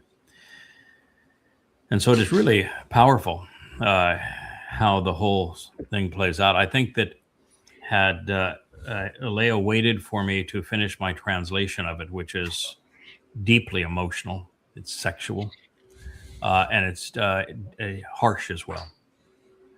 There are some statements by Naomi on the way into town that are reprehensible, and statements by the sages of Bethlehem that are equally disgusting. Yet the love between these two and the promise they delivered soars above it all. It's a story that no one considers that is the pivotal story of the Torah. And just to show you God's position on the whole thing, there's a title on one of the columns of the house of Yahweh's name, which is called the temple. And there's only one name on it. And it's not actually Yahweh's name that's on the house. Home for Yahweh's name? Temple. Yeah. It's not Yahweh's name. There's only one name on it. It's Boaz.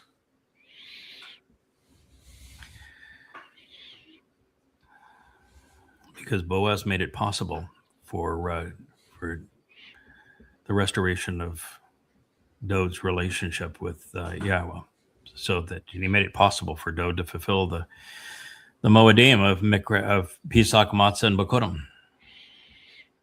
And so that's why his name is there. So that's the man that you were writing about, and the woman who was singing. I think pardon? I said he's the recurring one, it's the one that he is the recurring one. In fact, we didn't go there until we were into the last word picture, 31st Mashal, and it became obvious that that's how God was solving all of these problems, is that he had recurring ones. He had there were 5 men, 4 men and 1 woman that would reoccur throughout the timeline. And that is how he resolved the most formidable crises that humanity would suffer. And that's why this story is told at this time. They were resolving the calamity of Israel had melted down and wasn't even going to exist. They were in the midst of a civil war over a despicable act. And so the answer was Boaz and Ruth. I think if Leah had waited for me to have finished that translation, she probably would not have written the line, "May your Elohim remember my name." For a couple of reasons. One is that she is the central woman in God's story, so God obviously knows her name. And her name isn't really all that important. Her role is, and her titles are. In fact, if you look at Dowd, his name is a title. You look at Boaz, with strength, his name is a title.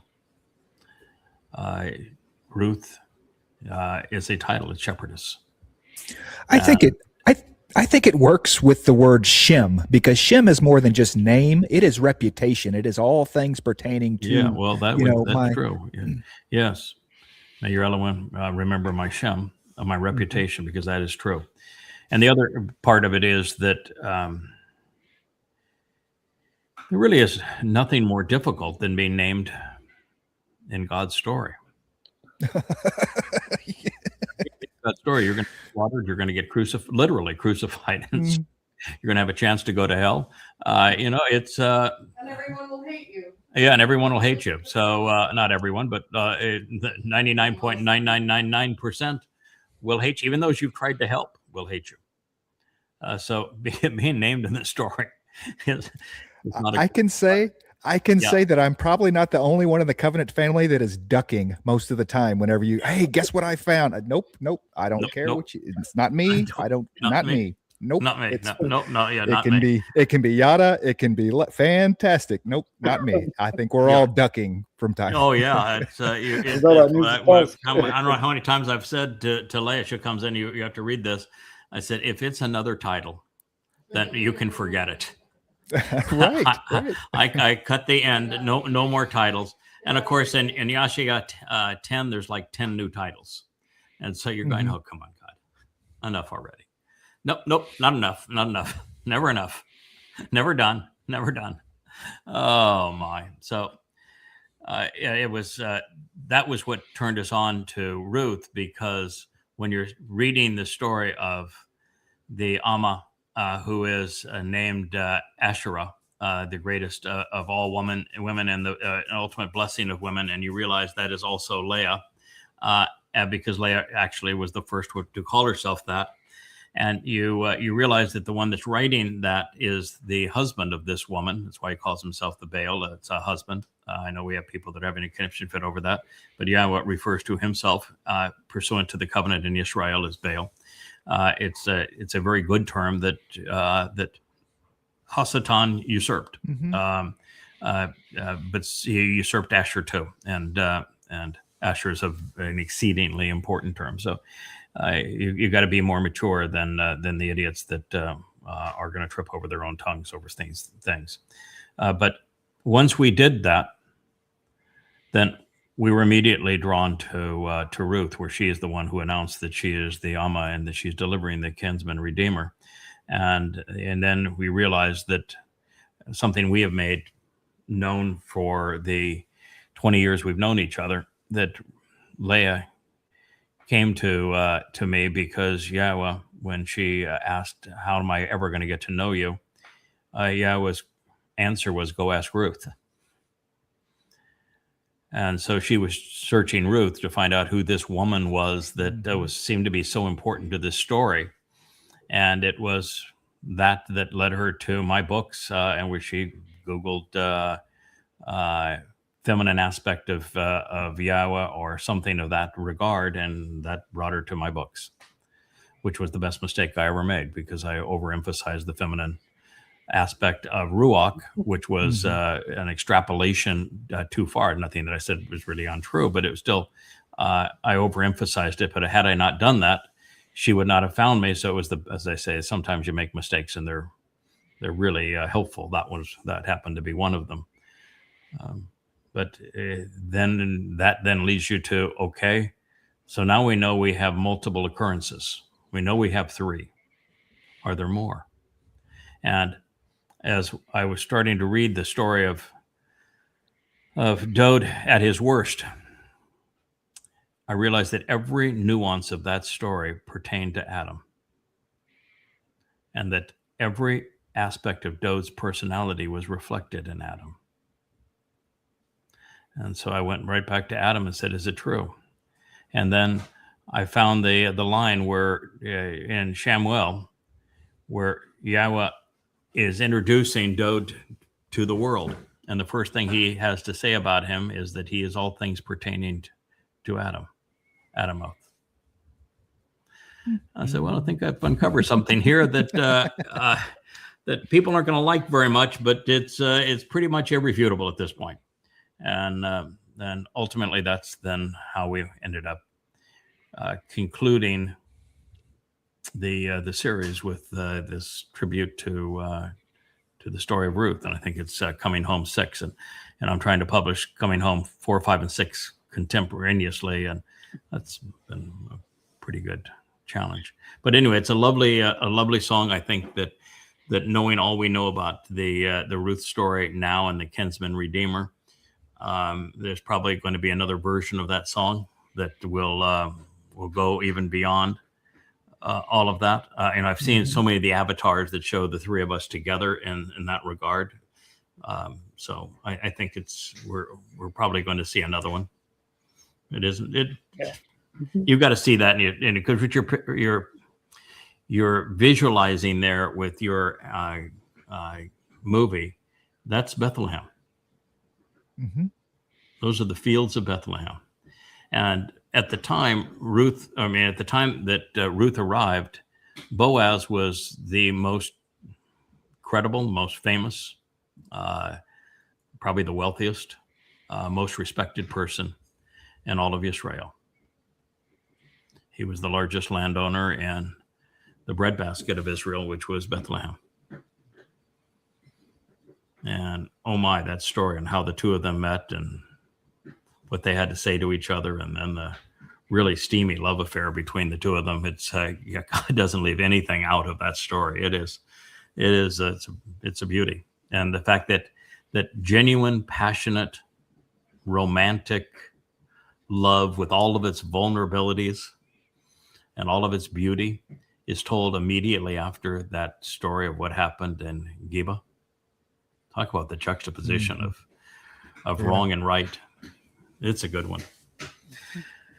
All right, that takes us to the third song, my friend, that we're going to play. We're coming close to 2 hours. We're probably not going to get to much news today. We can probably do one item on the news, but before we get there, let's talk about the other song that you wrote. This is, I think it shows great versatility, because this song, the movie that you produced for it, is like nothing else. I suspect, knowing your personality and Leah's personality, that she probably suggested, let's do something kind of retro and let's do something fun, since the other one was so daggone serious. Similar lyrics. I wrote two poems. This one has similar lyrics. There's some overlap in it. And so she wrote this second one, and you guys decided to have fun with it, to bring it not all the way to today, but into a more contemporary setting than the last one, which was ancient times. You brought it into what was like 1950s Tel Aviv. Yeah, that was Leah's idea, though. I figured that was Leah's idea. She's kind of bossy that way, but she's got good insights in that regard. Yeah. And boy, did you pull it off. I mean, you have 1950s Tel Aviv down, and I just think that this idea of celebrating Yahweh's name and this discovery set to that kind of the romance of the time. Yeah, it's I beautiful. have to I have to have my Bilotti moment with this video. I love this video. Okay, I have to have my Bilotti moment with it. Which means Heath Bilotti's our fact checker. Yes. This is the first video. Okay, this came before the to Yisrael, actually. Really? Yes, Okay. yes. This was the first iteration. Okay, and what happened was is that Leah did the song. Dipo and I had her and Dipo work together. They did the video for it and everything, how they wanted it done and everything. And we're on the day of, hey, we're going to premiere this thing. And Rich comes to us and says, I saw the video, and we just did the Luminary series where he read this poem in it, and this is not the new lyrics. And Leah's like, crap. And I'm going, wait, what? Oh, come on, we got to get this right, And so we go back to the video, we watch the book, we read the book, and it's not the right lyrics. So I was going to leave that. This thing was never supposed to see the light of day. She wanted this to be this secret, this not anniversary present or something to you, a present to you, that and it was supposed to be very 1950s fun, dancing, the whole 9 yards, musical, because thing. her husband was born in the 1950s. That's how old he is. Right. Yeah. So and well, this time anyway. And so this video would have never seen the light of day. 1950s too, but BCE.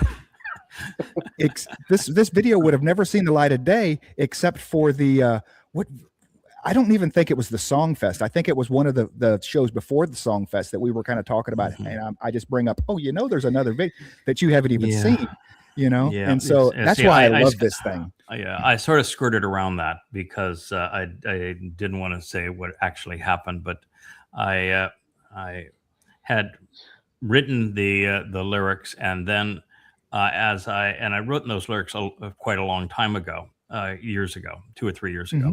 And then I came back through, and I'm doing an edit and for these 3 versions of Coming Home that I'm trying to publish simultaneously. It's 2,000 pages, so it's a lot of material. And I look at the lyrics and I say, I can do better than that. Mm-hmm. I'm going to do better than that. And so I rewrote the lyrics. Mm-hmm. And then I told Leah, I have rewritten these lyrics, and I sent her the file, not once, but 3 times, and reminded her 3 times, I've rewritten the lyrics. This is it. But she was, she is she's a focuser. She gets obsessed with what she's doing and draws in the curtains and everything else. And she worked by obsession. And so not once did Leah, I rewrote these lyrics, I think resonate.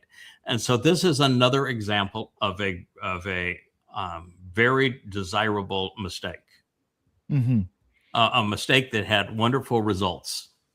I'm just so happy that we've got the opportunity, because I love the video, and I was so disappointed when it was like we weren't going to use it. I mean, like, I love the music, I love the feel of it, I love the song, the whole 9. Yes. And I'm like, and no one's ever going to see it. This is just not right. So much work went into it, Yes. So this was the absolute best result of that situation.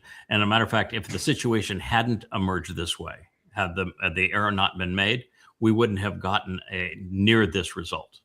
No. So this is the best of all worlds. Yeah. So that's a pretty good introduction. Let's spin it up.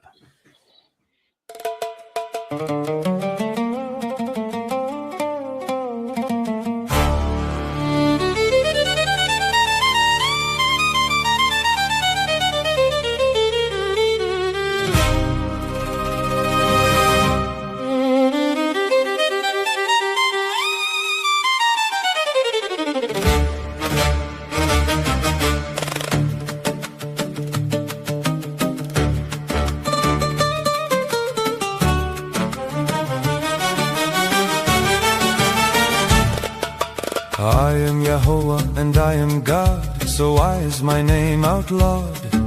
Hashem is an ugly facade, why remain so flawed with this nasty fraud? I offered you kinship, a loving relationship, a partnership, a special fellowship, and your retort was a religious lip. My story is of grain, olives and wine, why do you decline? Worse wine. You could be mine before the deadline. Read the sign, be fine and by design. YAHOWAH is my name. To Israel I came. You denied my acclaim. You fled my fame. You erased my name. I told you everything you needed to glow. Revelations to help you grow. My son sowed the seeds, don't you know? And yet you denied him with a crushing blow. Your Messiah returns, he's been here before. Your guilty bore, he opened the door of this and more, I swore. It's foretold in his Mizmor. Dowd is my son, my chosen one. Your salvation he won, it's already done. The Savior as bright as the sun. From my anointed do not run. He served as the Passover lamb, yet you don't give a damn. He fulfilled the promise made to Abraham. He opened the door jam. YAHOWAH is my name. To Israel I came. You denied my acclaim. You fled my flame. You erased my name.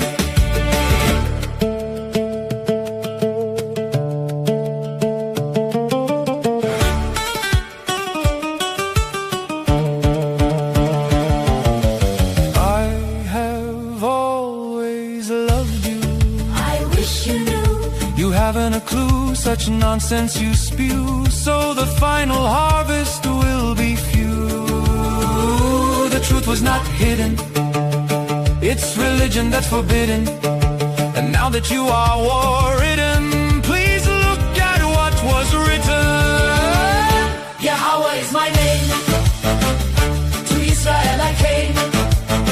You denied my acclaim, you fled my flame, you erased my name. When I was your God and Dowd your kingdom, was a different song to sing. To the goem you did not cling. You were shielded from their sting. Isolated and hated, you are battered. Your dreams are shattered. The nation is tattered. My words have not mattered. It is all there in the Mikrai. There is no reason to have gone astray. They are the way. Join me on Shabuah.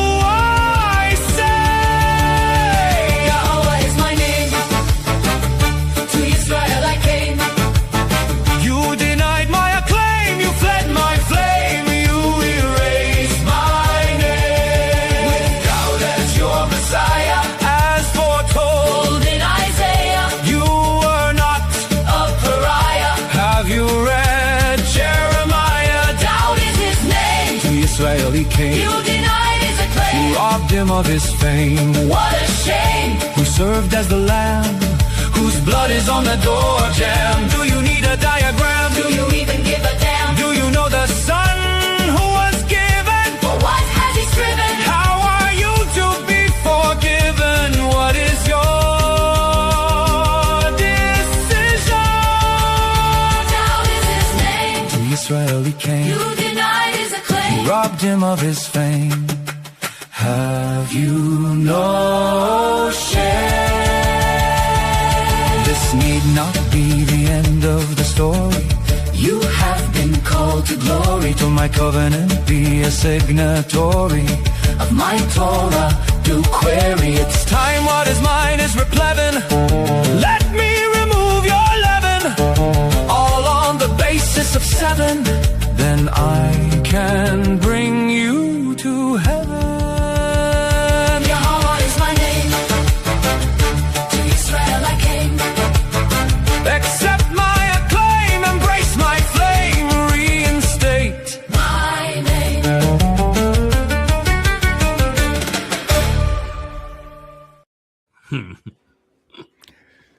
It brings a smile, doesn't it? Love the beat, love the visuals. Oh, nostalgia sometimes really does work. Any additional thoughts on that, Dipo, now that you had a chance to watch it? You got to be pleased with it. No, I like it. It's not like I don't like it. No, of course I like it. I do, but I just kind of prefer the other one because it's more focused on, portraying Yahweh's name. Yes. Yeah, this one is fun, and the other one is serious. Yeah, exactly. Well, the message on both of them is serious. That just this one, of course, is delivered in a. It's like the Israelites, they were just playing, and God is telling them, everything they needed to know, but they were playing, not really listening, and all that. So that's the message in the other one. So. Yeah. One of the songs we played in a more recent show was one that you did the graphics for. Which one was that, Kevin? The one that Dipo did the graphics for? Yeah, that the visuals for that was in a recent show. Do you recall which one? It might have been this past week's, was it? Past week? Yeah. That's, Zachariah. Zachariah. Mm-hmm. Yeah. Zachariah. That was a collaboration of you and Mariah, right? Mostly you, but with some Mariah. Do you have it available to play? Oh, absolutely, yeah. Let's give it a whirl.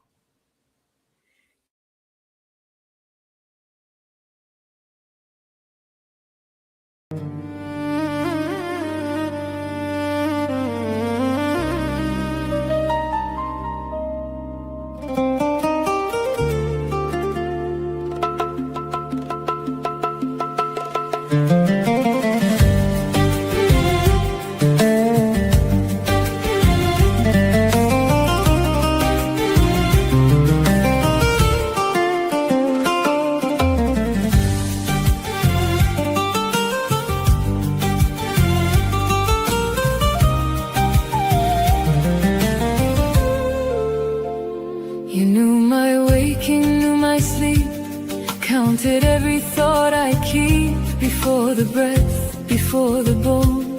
You saw the shape of flesh unknown, wondrous works in secret made. A life you wrote before the day.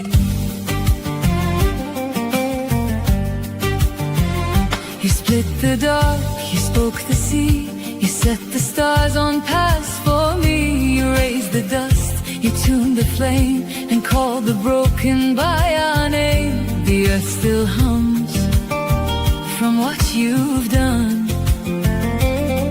and the barren woman stands to sing her song. Oh YAHOWAH, you work so wondrous, clear as dawn and deep as thunder. You hold the night, you wake the soul, you make the lost and shattered whole. Oh YAHOWAH, your ways are true.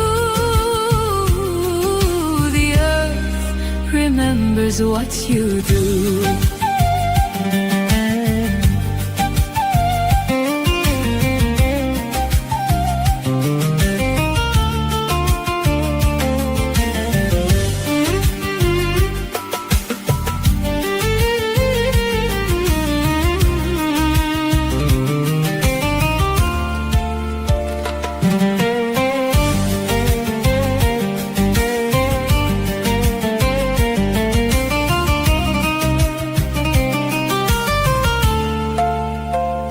When I was wild, when I was torn, you saw the child you'd always formed. Through every fear and every fall, your hand was there to hear my call. You write in blood, not in dust.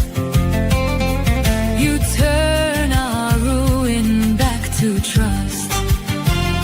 You called us out from Mitzrayim, out of the captivity, out of the pain. You made a path through waters wide and brought the weary to your side. Now my very breath is testimony. My heartbeat sings of our story.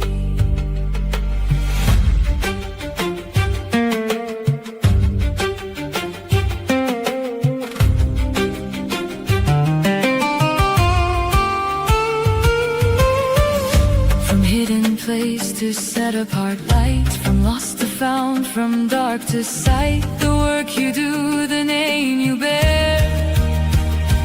Is there any likeness unto you, YAHOWAH?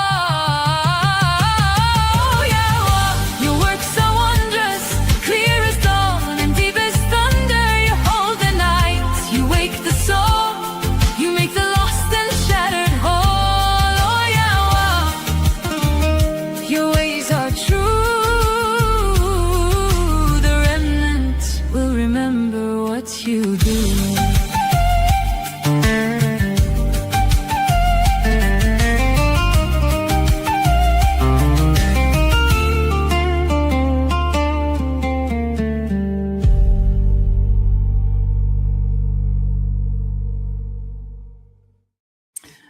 Okay, I have to correct one thing. I said that when we're on the Temple Mount, we're talking to the world. I said we're going to be standing there side by side, arm in arm. We have so many songs, we might be sitting down instead. We may need to pull up a chair and, Right. and get comfortable. A 3-day playlist. Yeah, we're going to have a playlist. And I think that the way we'll go about it is we'll make each presentation a song.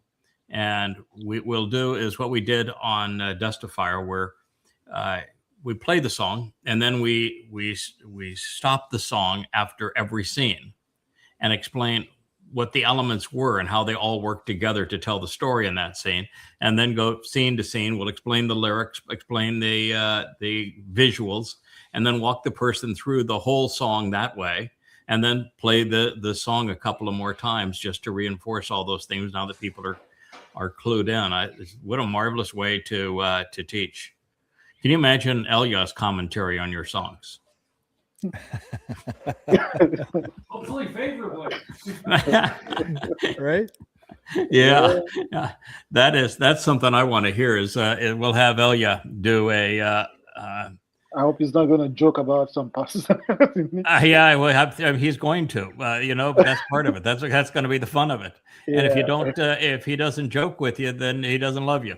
So, well, he'll jump if he doesn't like you too. That's he's pretty good at that as well. But yeah, that'll be fun. That's beautiful. And of course, Zachariah means memorable man of God. And the introduction of that song, where you go from the universe that God created, and He's out there in the seventh dimension, and we just marvel at the beauty of the universe, and then through all of that, and the fields of stars and the nebulas and the galaxies, then you go to a shot where the Earth as the sphere is coming out of all of that. And then it goes to the spherical shape of a woman's womb. What a transition that one is. Yeah. I'm bringing the world into your womb. I'm bringing the universe into your womb. In fact, all of the universe right now, its fate is going to be in your womb. Mm-hmm. Mm-hmm. The song is all about, identifying all these great things, that Yahweh has done. Mhm. So, yeah, that's why you have the transitions like that. And that's it. Sometimes I wonder if we had the same mother. You're remarkable, Dipo. I love you, man. I don't, Kevin. We talked about at the beginning of the show that we might go from the greatness of Leah's and Dipo's collaboration to the great faux pas of Netanyahu. He had a blunder yesterday that probably did him in, and I'm delighted with that, because I think he has been exceedingly destructive for Israel.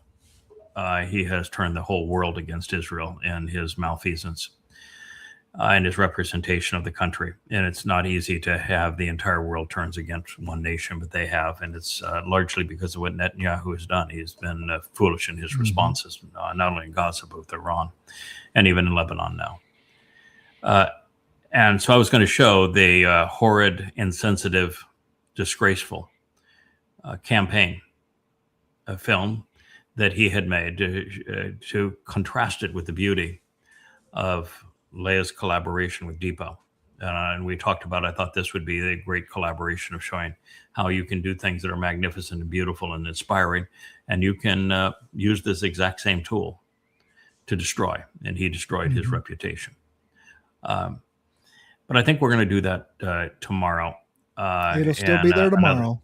Well, it'll be there tomorrow. I want to end the show with my favorite of the Dipo Leah collaborations. It's Dust to Fire. I know you have it, Kevin, in your file there.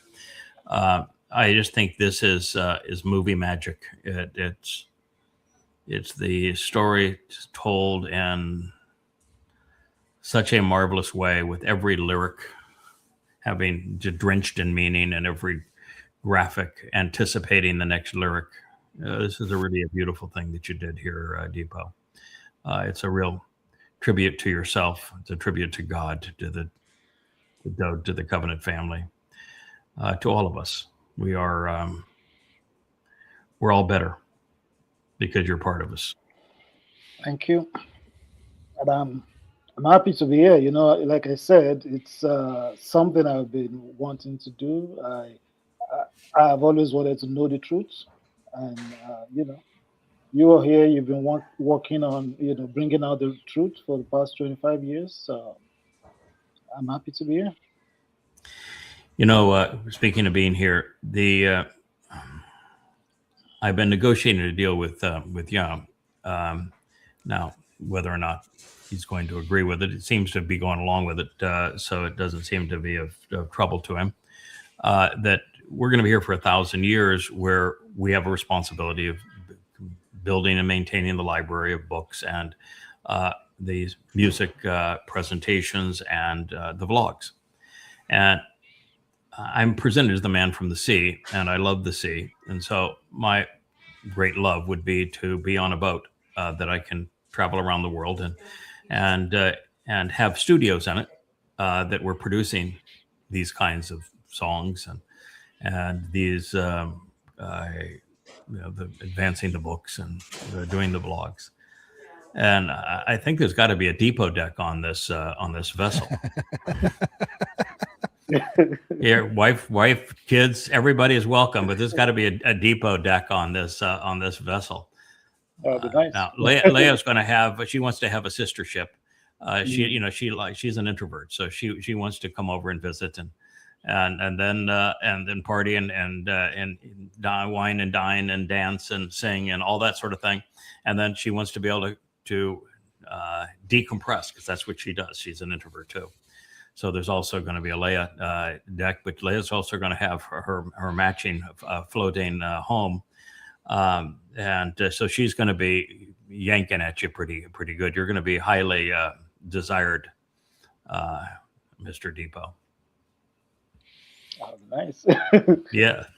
But well, I'm going to really fund toys on my boat if I get to if YAHOWAH ends up supporting this. But it seems like a very natural way to spend that 1,000 years, so that we're equipped and prepared to do what we're going to do. Rich is going to be there.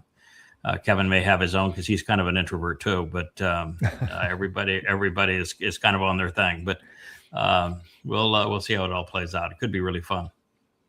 Yeah, we might all just go to an island someplace and enjoy that too. But you may be a city guy. You live in New York now, don't you? I live in New York. I live in Long Island. I like quiet. I live in a quiet place. So you live in a quiet place. Yeah. So you're not downtown Manhattan would not be your thing. Nah, not Brooklyn, not Manhattan. Nah. Yeah. I like being able to look out the windows and have a long view. I don't want to see another building out 10 feet from my window. I like light and nature. So we might be similar in that. So let's talk about nature. This is a story that begins in the alongside the Nile. It isn't well known, but YAHOWAH did not begin his relationship with Noach as a baby and go all in on this baby that he did not know, hoping that it might work out.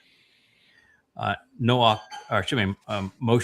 was not in his first life when he was put in the Teva. It was at least his second. He was Joseph.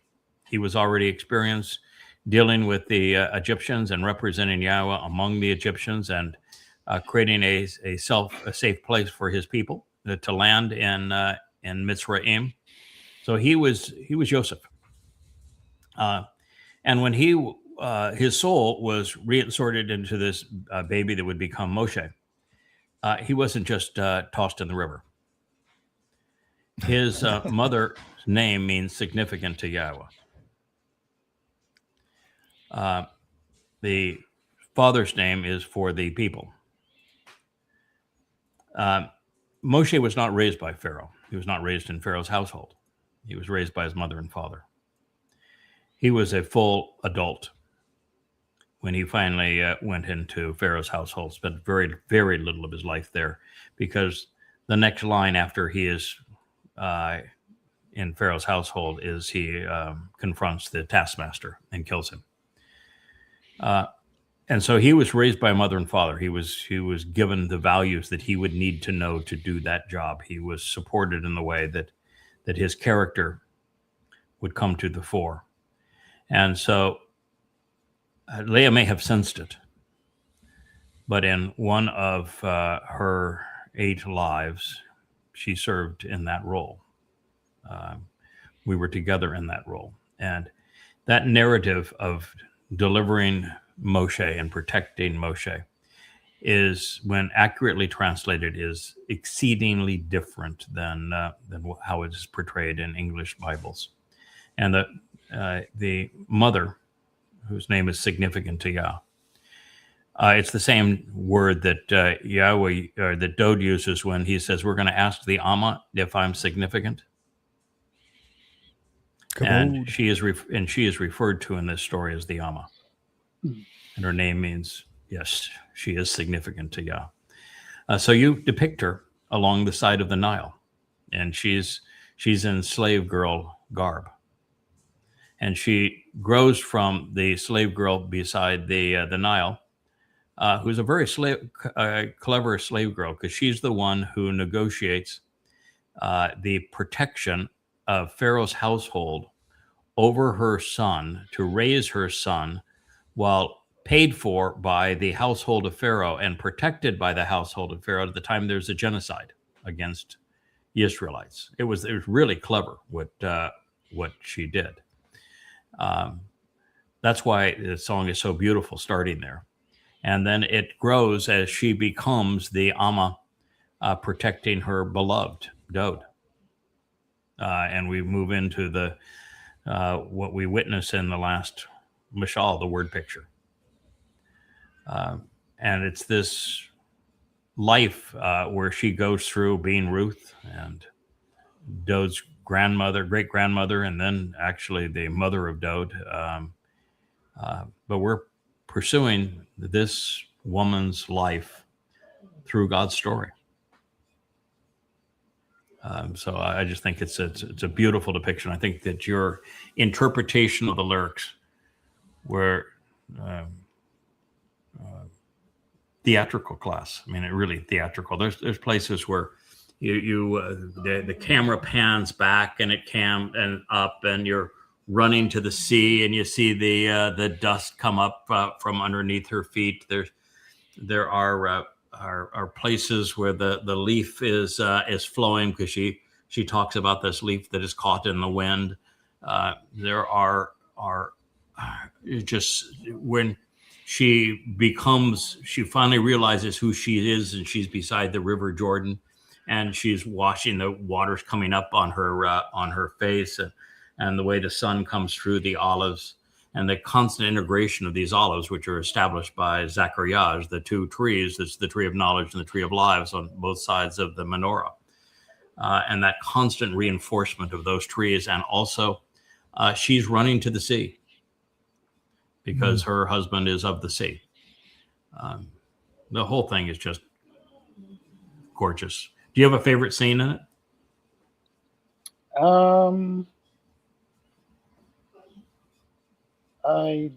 I don't think so. I like the entire thing. I don't think I have a particular one, but maybe that part where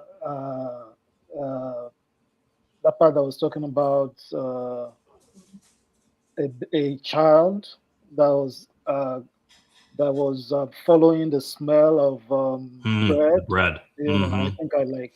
Yeah, that whole series there, where you have the river and the leaf in the wind, and so the rain follows the stream, the leaf, the wind, and the child, the smell of the bread. You know how you're following. You're going where the words lead in God's story. You're going where your life is supposed to take root and to blossom and to grow. Yeah. And that whole series of events is spectacular. But in the entire thing, as she confronts the sages of Israel, and they're all the naysayers, and she's stronger, more beautiful, and wiser than all of them, and she leaves them, and then you see her in this beautiful scene, and she's running through this beautiful garden, just one after another, and then it ends, of course, where she's silhouetted against the sea. You have the camera pull way back, and you see these beautiful cliffs and the bonfire that is the eternal light that will be on Teruah, and this remnant of the people who have come home because of her work. It's pretty hard to have a favorite part, isn't it? Yeah, definitely. Yeah. You know, the songs, you know, they are like deep. I always tell her that our songs are deep, you know, because when you listen to the songs, you could begin to, you know, link all these things together, and it's difficult to actually pinpoint, you know, one part that you like, because they're all like telling a story. So yeah, that's why I like the whole thing, but you know, they are deep. Mm-hmm. You know, one of the things that this reminds me of is that when Leah created this introduction for this series, and this is the second version of it, because the first one I thought was too lighthearted for what we were doing. And And to her credit, rather than Leah throwing things at me and saying, "Yeah, I worked on this very hard. How could you do this? I love this song," and Kevin loved it as well. And I said, "No, it's not going to. We're not going to use that." And then she went to create this one. And when she created this one, I said, I like it a lot. I think this is going to work, but we're going to make some improvements on it. And one of the improvements that I said is that I want to have Dipo's avatar on it, and I want Mariah's avatar added to it, and I want Kirk's avatar added to it. But I don't, and I wanted John, Y to Z John, or younger John. I wanted his avatar added to it. And I said, first of all, I want it to be more inclusive, but it's got to be real. So do not add the avatars, Kevin, unless you can get in touch with Dipo. He did one marvelous show with us. He doesn't have to do it all the time. I know he works and his time's valuable and we can't take too much of his time, but we've got to be able to have Dipo be a regular guest to do this. But it's really important to me that we make that happen. And I know Mariah does not have time this time of day. I really want, and so she gave you her sketch. She gave you every day that she can do this show over the next 6 months. And we booked those dates out. And we've had John a couple of times, and I'm sure we'll have John back. But it's moments like this where I am just so pleased we pursued that approach. Because we're not complete without you. Seriously, Absolutely. we're just not complete without you. Thank you. There is no we without you.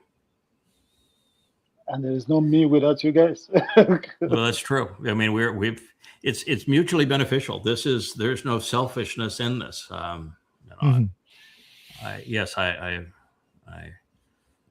There's times I feel like we're brothers. There's times I feel like we're father and son. But there is a genuine appreciation and love for you, man. So deeply appreciative, but also inspired by you. There's huge admiration and respect. Thank you.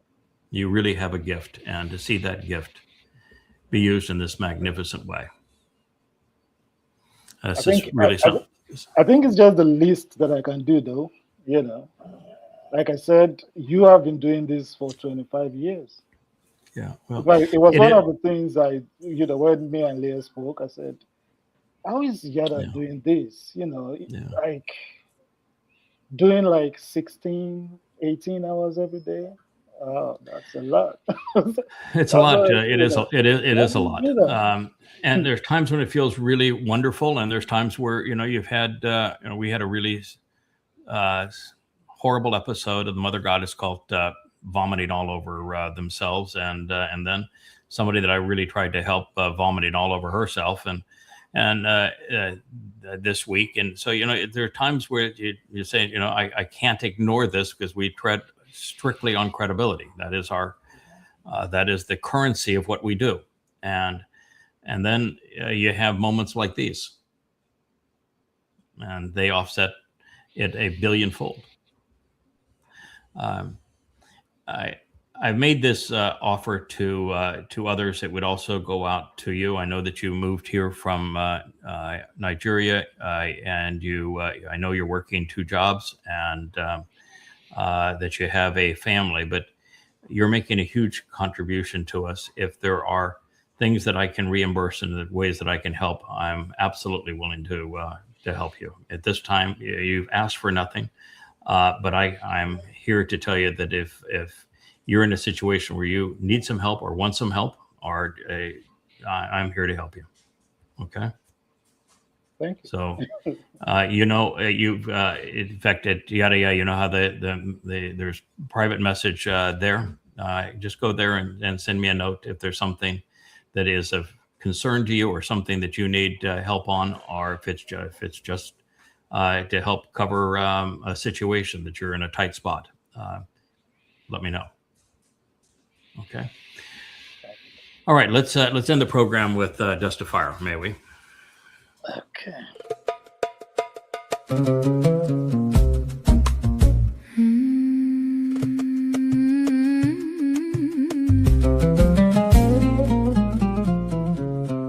Was dust in the dawn.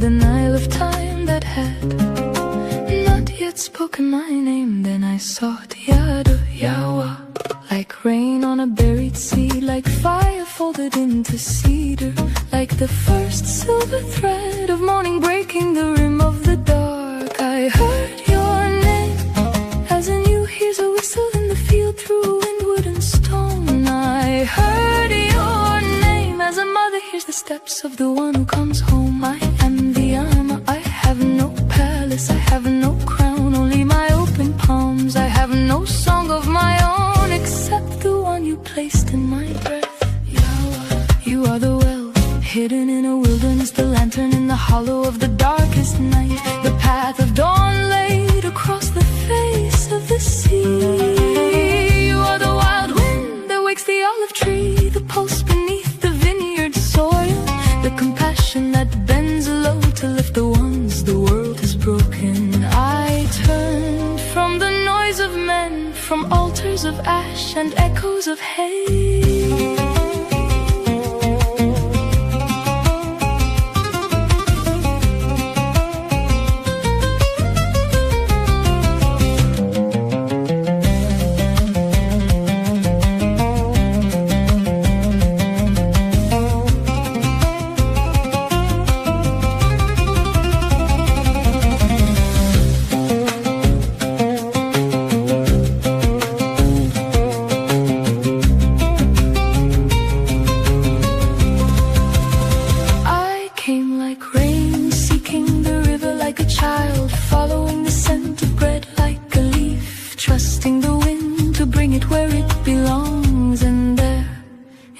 Quiet, your name was a thunderclap alone. It was also the shelter after the storm. YAHOWAH, YAHOWAH. YAHOWAH, YAHOWAH. I am yours to remember. Write your name upon my brow, on the inside of my waiting heart, like a blue flower in the spring. Let me be the small song that rises from the clay when your breath moves through it and gives it life. YAHOWAH, YAHOWAH, you are the morning in the throat of the dark. You are the fire beyond the veil of the hills. You are the lamp at the feet of those who are beloved. I respond with open hands. Here I